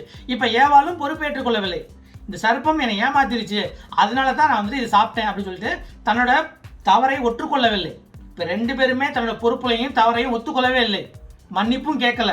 சரிங்களா? இப்ப அடுத்து அப்பொழுது தேவனாகிய கர்த்தர் சர்ப்பத்தை பார்த்து, நீ இதை செய்தபடியால் சகல நாட்டு மிருகங்களிலும் சகல காட்டு மிருகங்களிலும் சபிக்கப்பட்டிருப்பாய். நீ உன் வயிற்றினால் நகர்ந்து உயிரோடு இருக்கும் நாளெல்லாம் மண்ணை தின்பாய். இப்ப அந்த சர்ப்பத்துக்கு வந்துட்டு அவரு சொல்றாரு, சர்ப்பம் அமைதியா இருக்குது. அப்ப எல்லா பொறுப்பும், ஏன்னா ஆதாம் வந்துட்டு ஏவாள்கிட்ட பொறுப்பை கொடுத்துட்டாரு, ஏவாள் வந்துட்டு சர்ப்பத்தை கை காமிச்சிட்டாங்க. ஏன்னா எப்படியே ஆதாம் வந்துட்டு ஏவாளை கை காமிச்ச மாதிரி ஏவாளை வந்து சர்ப்பத்தை கை காமிச்சிட்டாங்க. அப்படி கை காமிக்கும் போது வந்து எல்லா பொறுப்பும், ஆதாமோட பொறுப்பும் ஏவாளோட பொறுப்பும் அப்படியே சர்ப்பத்துக்கு போயிடுச்சு. அதனால தான் இன்னைக்கு பூமி வந்துட்டு சாத்தானோட கையில் இருக்குது. ஏன்னா ஆதாம் ஏவாளும் தனக்கு கொடுத்த பொறுப்பை தட்டி கழிச்சு அந்த பொறுப்பை ஒருவர் மேல ஒருவர் மாத்தி அந்த குற்றத்தை மாத்தி அது பாம்பு மேல கொடுத்துட்டாங்க. அந்த பாம்பு தான் சர்ப்பம் தான் சாத்தான். அவங்க கொடுத்த எல்லா பொறுப்பையும் அவன் வாங்கிட்டான். இதாங்க சொல்லப்பட்டிருக்க விஷயம். அப்ப சர்ப்பத்தை வந்துட்டு அவர் சபிக்கிறார். இப்ப சர்ப்பம் தான் வந்துட்டு உடம்ப கொடுத்து அந்த சாத்தானுக்கு உள்ள போறதுக்கு ஒரு அனுமதி கொடுத்துருக்கு. அப்ப அந்த சர்ப்பத்தை அவர் சபிக்கிறாரு, சகல நாட்டு மிருகங்களிலும் சகல காட்டு மிருகங்களிலும் நீ சபிக்கப்பட்டு இருப்பான்னு சொல்லியிருக்கு. உனக்கும் ஸ்திரீக்கும் உன் வித்துக்கும் அவள் வித்துக்கும் பகை உண்டாக்குவேன். இப்ப இதான் ரொம்ப முக்கிய விஷயம். இப்ப பாம்புட்டு தான் சொல்லிட்டு இருக்காரு, உனக்கும் ஸ்திரீக்கும். அப்படின்னா உனக்கும் இங்க சொல்லிட்டா சாத்தானை பத்தி சொல்லிட்டு இருக்காரு. அப்ப சாத்தானுக்கும் ஸ்திரீக்கும் அப்படின்னா ஸ்திரீன்னு என்ன அர்த்தம், ஏவாளுக்கு. இப்ப சாத்தா என்ன நினைச்சானா, இப்ப பூமியில வந்துட்டு தேவனோட பக்கம், தேவனோட பிள்ளையா, தேவனோட புத்திரா யார் இருக்காங்க, ஆதாமும் ஏவாளும் இருக்காங்க. இப்ப இவங்க நம்ம பக்கம் திருப்பிக்கிட்டா தேவனுக்கு எதிராக போயிடுவாங்க. அப்ப நம்ம 3 பேரும் சேர்ந்து இந்த பூமியை ஆளலாம் அப்படின்னு சொல்லிட்டு தேவனுக்கு எதிராக மாத்தி விடலாம்னு நினைச்சாங்க. ஆனா தேவன் எப்படி தெரியுமா அங்க சாபம் கொடுக்குறாரு, சாத்தான ஒரு பக்கம் நிப்பாட்டுறாரு, மனுஷங்களை ஒரு பக்கம் நிப்பாட்டுறாரு. அதுல குறிப்பா இந்த பெண்ணை மத்தியில வைக்கிறாரு. அப்ப பெண்ணை மத்தியில வச்சு உனக்கும் ஸ்திரீக்கும், அப்ப சாத்தானை தனியா வச்சுட்டு உனக்கும் இந்த ஸ்திரீக்கும் பகையை உண்டாக்குங்கிறார். எப்படிப்பட்ட பகைனா இங்க பாருங்க, உனக்கும் ஸ்திரீக்கும் உன் வித்துக்கும் அவள் வித்துக்கும். அப்படின்னா உன் வித்துனா விந்து தான் வித்து. அப்ப என்னோட வித்துன்னு சொல்லப்பட்டா என்னோட மகன்கள், என்னோட வம்சம் தான் என்னோட வித்து. அப்ப சாத்தானோட வம்சத்துக்கும் ஸ்திரீயோட வம்சம். அப்ப ஸ்திரீக்கு வித்து கிடையாது, பெண்களுக்கு முட்டை தான் இருக்கு, வித்து கிடையாது. அப்ப ஸ்திரீக்கு வந்துட்டு ஒரு வம்சம் வரப்போகுது, வித்து இல்லாம ஒரு வம்சம் வரப்போகுது. அதாங்க சொல்லப்பட்டிருக்க விஷயம். அப்ப ஸ்திரீயோட வம்சம் வித்து இல்லாம வரப்போகுது. அப்ப அந்த வித்துக்கும் பகையை உண்டாக்குவேன். அப்படி பகையை உண்டாக்கும் போது என்ன நடக்குது அப்படிங்கறத ரொம்ப முக்கியம். அப்ப என்ன நடக்க போகுதுன்னு சொல்லி இப்ப சொல்றாரு. இந்த வார்த்தை ரொம்ப முக்கியம். இது சாத்தானுக்கு ரொம்ப அதிர்ச்சியான வார்த்தை. அவர் உன் தலையை நசுக்குவார், நீ அவர் குதிங்காலை நசுக்குவாய் என்றார். இப்ப இங்க சொல்லப்பட்டிருக்க விஷயம் என்னன்னா, அந்த மாதிரி ஸ்திரியோட வித்தை தான் இங்க அவரும் சொல்லப்பட்டிருக்கு. அவர் உன் தலையை நசுக்குவார். அப்ப சாத்தானோட தலையை வந்துட்டு நசுக்க போறது யாரு? ஸ்திரியோட வித்து. அந்த அவருங்கிறது தான் இயேசு கிறிஸ்து. அப்ப இயேசு கிறிஸ்து வரப்போறாருங்கிறத முன்னாடியே சொல்லி போச்சு. ஏன்னா ஆணோட துணை இல்லாம ஒரு கன்னி வந்துட்டு கருத்தரிக்கிறது பார்த்தீங்கன்னா, ஒரு கன்னி வந்துட்டு ஒரு பிள்ளை பெற்றால்னா அது மரியாதை மட்டும்தான் அந்த பூமியில. சரிங்களா? அப்ப அந்த நிகழ்ச்சி அவங்க ஆரம்பத்திலே சொல்லிட்டாரு. நம்ம வந்துட்டு 6000 வருஷம் இந்த பக்கம் இருந்து அதை பார்த்துட்டு இருக்கோம். அப்ப நமக்கு புரியும். அந்த இடத்துல இந்த சாத்தானுக்கு எப்படி புரியும்? ஏவாளுக்கு எப்படி புரியும்? அது வந்துட்டு ஆதாமுக்கு எப்படி புரியும்? அது தெரியாது. நம்ம 6000 வருஷம் இந்த பக்கம் இருந்து அங்க பார்த்துக்கிட்டு இருக்கோம். அப்ப நமக்கு தெரியும் அது வந்துட்டு இயேசு கிறிஸ்து சொல்லி. அந்த இடத்துல சாத்தானுக்கு அது தெரிஞ்சிருக்கவே தெரியாது. ஆனா சாத்தானுக்கு ஒண்ணு மட்டும் தெரியும்.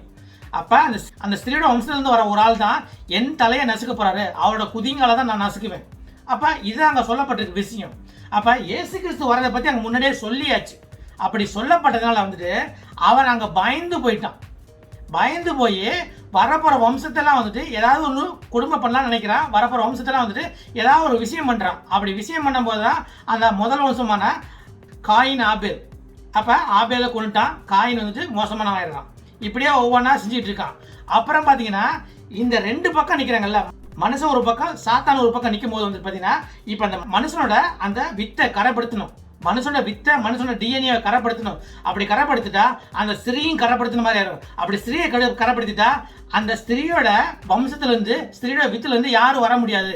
அப்படிங்கிற ஒரு நோக்கத்தோட பண்ண விஷயம்தான் அந்த உடல் உறவு.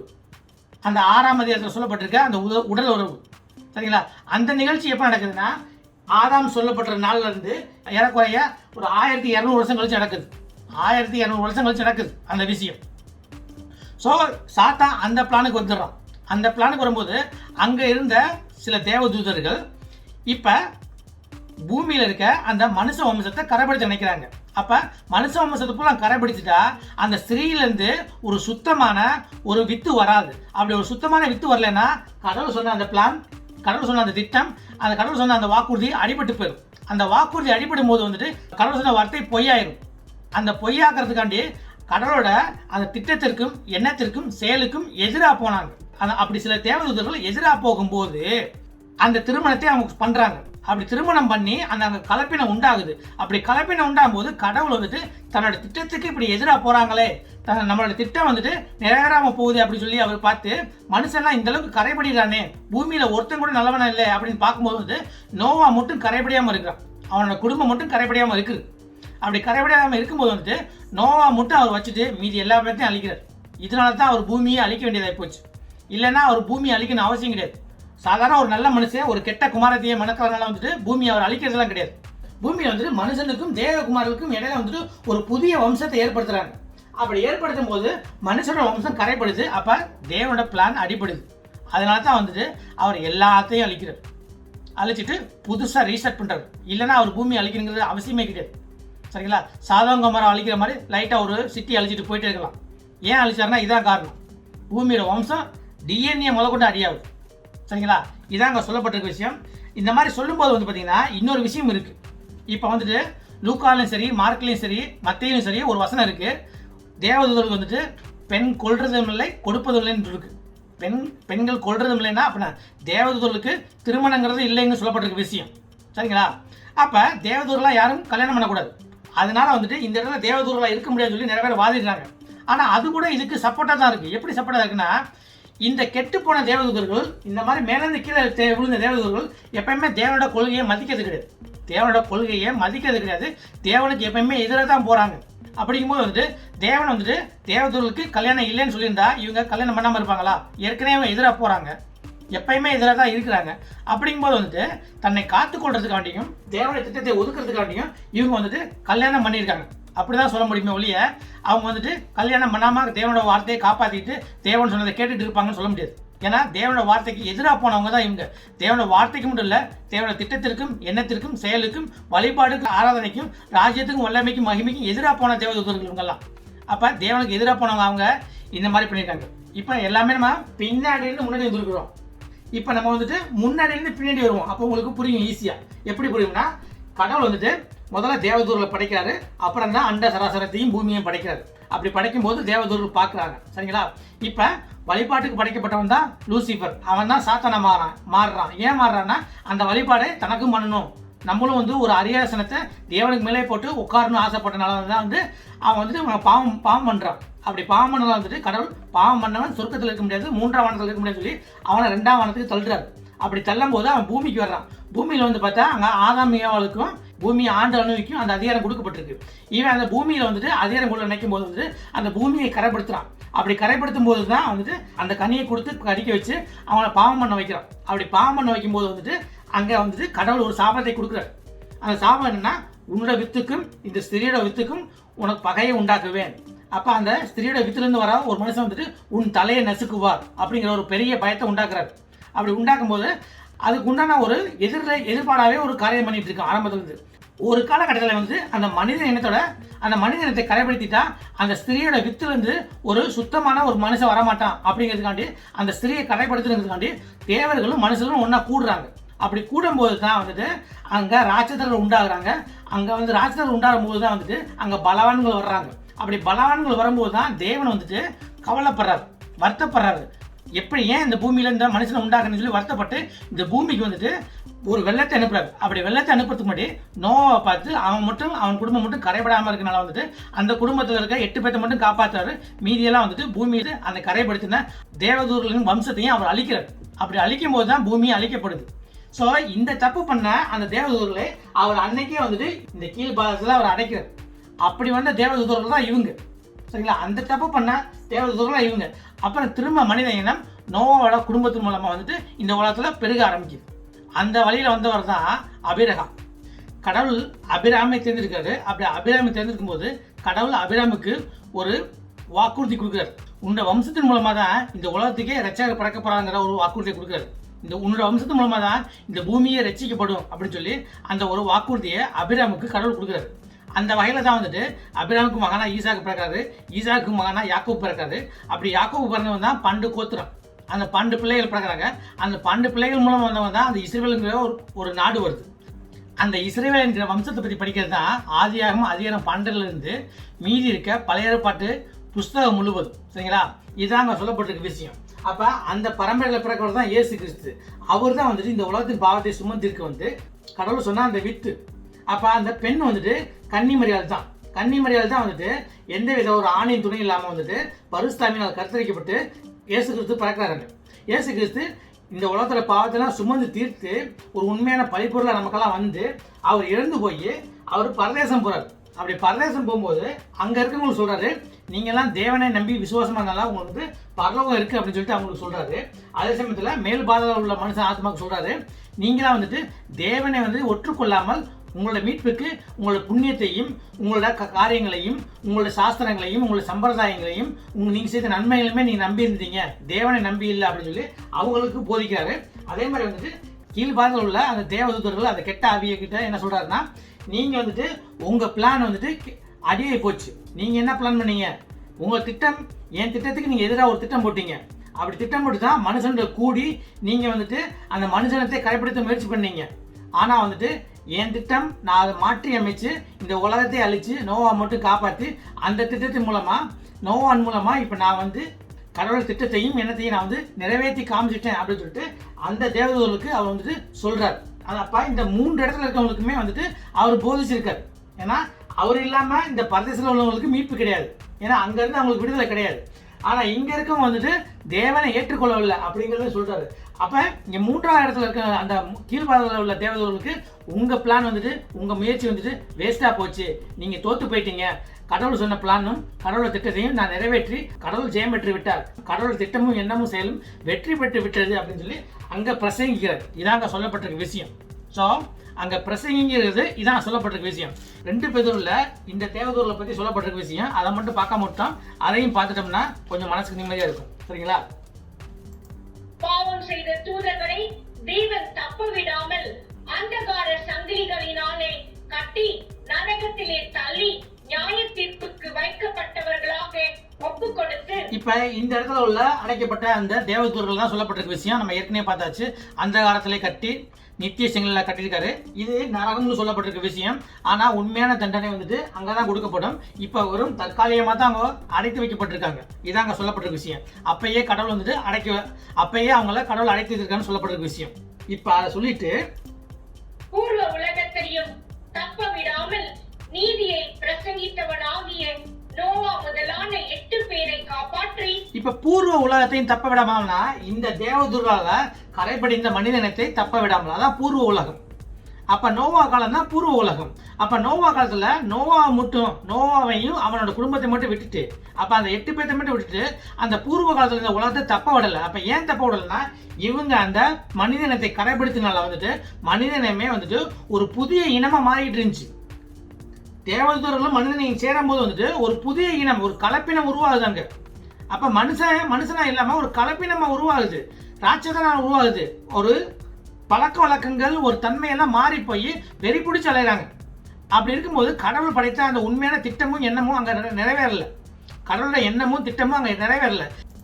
அவபக்தி உள்ளவர்கள் நிறைந்த உலகத்தின் மேல் ஜல பிரளயத்தை வர பண்ணி. அப்ப அவபக்தினா தேவனுக்கு எல்லாமே எதிராக போயிட்டாங்க. தேவனுக்கு சாதகமா யாருமே இல்லை. நோவா குடும்பத்தை தவிர மற்ற எல்லா இடத்துலையும் அவபக்தி நிறைஞ்சு போனால வந்துட்டு அந்த உலகத்தை வந்துட்டு அவரு ஜலப்பிரதயத்தை வச்சு வெள்ளத்தை அனுப்பி அழிக்கிறார். என்ன பட்டணங்களையும் சாம்பலாக்கி கவிழ்த்து போட்டு ஆக்கினைக்குள்ளாக தீர்த்து பிற்காலத்திலே அவபக்தியாய் நடப்பவர்களுக்கு அவைகளை திருஷ்டாந்தமாக வைத்து. இப்ப அது மட்டும் இல்லாம சோதம் கொமோரா பட்டணத்தையும் அவர் கவிழ்த்து போட்டார். ஏன்னா அங்க வந்துட்டு தேவனுக்கு எதிராக நடக்கக்கூடிய அந்த செயல்கள், அந்நிய மாமிசம் பிளஸ் வந்துட்டு விபச்சாரங்க அதிகமா பண்ணலாம் வந்துட்டு தேவன் வந்துட்டு இதெல்லாம் வந்துட்டு ஒரு எடுத்துக்காட்டா செய்த விஷயங்கள். பின்னாடி யார் இதெல்லாம் செய்யக்கூடாது, இந்த மாதிரி பெருசா போயிடக்கூடாதுங்கிறதுக்காண்டி அவர் எடுத்துக்காட்டா செய்த விஷயங்கள் இதெல்லாம். அப்ப அவபக்தியா போறவங்க, தேவனுக்கு எதிராக போறவங்களுக்கு இது தெரிஞ்சிருக்கணும், இப்படி போனா இப்படி ஆகும் அப்படிங்கிறதுக்காண்டி அவர் பண்ண விஷயங்கள் இதெல்லாம். அக்கிரமக்காரருக்குள் வாசமாயிருக்கையில் அவர்களுடைய காம விகார நடக்கையால் வருத்தப்பட்டு நாள்தோறும் அவர்களுடைய அக்கிரம கிரியைகளை கண்டு கேட்டு நீதியுள்ள தன்னுடைய இருதயத்தில் வாதிக்கப்பட்ட நீதிமானாகிய லோத்தை அவர் ரட்சித்திருக்க, கர்த்தர் தெய்வ பக்தியுள்ளவர்களை சோதனையினின்று ரட்சிக்கவும் அக்கிரமக்காரரை ஆக்கினைக்குள்ளானவர்களாக நியாயத்திற்கு நாளுக்கு வைக்கவும் அறிந்திருக்கிறார். இப்ப லோத் பாத்தீங்கன்னா அக்கிரமம் நிறைந்த ஒரு நகரத்துக்குள்ளதான் இருக்கிறான். அப்படி இருந்தும் அவன் அந்த நகரத்துப்படி நடக்கல. அங்க இருக்கவங்க செய்யற காரியத்துல அவன் வருத்தப்பட்டு அவன் நகரத்துக்கு வெளியில உட்கார்ந்து இருந்தான். இதான் அங்க சொல்லப்பட்டிருக்க விஷயம். அப்ப அந்த நகரத்துக்கு ஒரு பிரச்சனை வரும்போது வந்து ஒரு நல்லவன் இருக்கிறான், ஒரு நீதிமான் இருக்கானா, அவனை காப்பாற்றக்கூடிய வல்லமை உள்ள இருக்கிறார். இப்ப பூர்வ காலத்துலயும் சரி, அங்க வந்து பூமியிலே வந்துட்டு அக்கிரமாயி கடவுளுக்கு எதிராக போய் அங்க ஒரு கலப்பினை உண்டாடும் போது வந்துட்டு அங்க நோவாவும் அவனோட குடும்பமும் வந்துட்டு நல்லவங்களா இருக்காங்க. அப்படி நல்லவங்களா இருக்கும்போது வந்து அவங்களையும் காப்பாத்துறாரு. அதே மாதிரி சாதம் குமாரா கழுத்து போடுறதுக்கு முன்னாடி அங்க லோந்து அவங்க குடும்பம் நல்லவங்களா இருக்காங்க, அவங்களையும் காப்பாத்துறாரு. அப்ப கடவுளுக்கு அக்கறைக்காரங்களை எப்படி தண்டிக்கிறது தெரியும், அதே மாதிரி அங்க இருக்க நீதிமன்றங்களையும் எப்படி காப்பாத்துறது நல்லா தெரிஞ்சிருக்கு. அப்ப நம்ம கன்ஃபார்மா தெரியுது அவங்க செஞ்ச தப்பு என்ன தெரியுது. இந்த கிளாஸ் ரொம்ப பெரிய கிளாஸ் தான், வேற வழியே கிடையாது. நம்ம இந்த மாதிரி வந்துட்டு ஒரு உள்ளார்ந்த ஒரு ஆழ்ந்த ஒரு ஸ்டடி படிச்சா தான் இது கிடைக்கும், இல்லைன்னா கிடைக்காது. அப்ப கடவுளோட வசனத்தை தெளிவா படிக்கிறவங்களுக்கு நிறைய விஷயத்தை வெளிப்படுத்துறாரு. அப்படி வெளிப்படுத்தும் போது வந்துட்டு நமக்கு வந்து சரியா படிச்சு நம்ம பார்த்தோம்னா ஒவ்வொரு வசனத்துக்கு உண்டான ஒவ்வொரு வார்த்தைக்கு உண்டான ஒரு அடிப்படை தெரிஞ்சிருந்துச்சுன்னா நமக்கு வந்துட்டு ஈஸி. அப்ப நம்ம பொருள் மாறாம நம்ம விளங்காம ஏன் கடவுள் அந்த மாதிரி ஒரு தீர்ப்பை கொடுத்து இந்த உலகத்தை அழிக்கிறாரு, 8 பேர்த்த வச்சு உலகத்தை அழிக்கிறாரு அப்படிங்கிறது ஒரு பெரிய தீர்ப்பு. அப்ப அதுக்குண்டான காரணம் என்ன அப்படிங்கிறது பார்க்கணும்.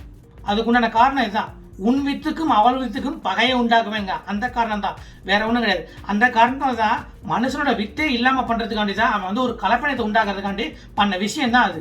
சரிங்களா, வேற எந்த விஷயமும் கிடையாது. இப்ப நம்ம இந்த கிளாஸ் இதோட முடிச்சுக்குவோம். இவ்வளவு தூரம் பொறுமையாக இருந்ததுக்கு உங்களுக்கு நன்றி சொல்லிக்கிறேன். அதே போல இந்த வீடியோ உங்களுக்கு பிடிச்சிருந்துச்சுன்னா இந்த வீடியோ நீங்க லைக் பண்ணி இந்த சேனலுக்கு நீங்க சப்ஸ்கிரைப் பண்ணுங்க. அதே போல கடவுள் வார்த்தையை உங்க குடும்பத்தில் உள்ள அனைவருக்கும் எடுத்து சொல்லுங்க.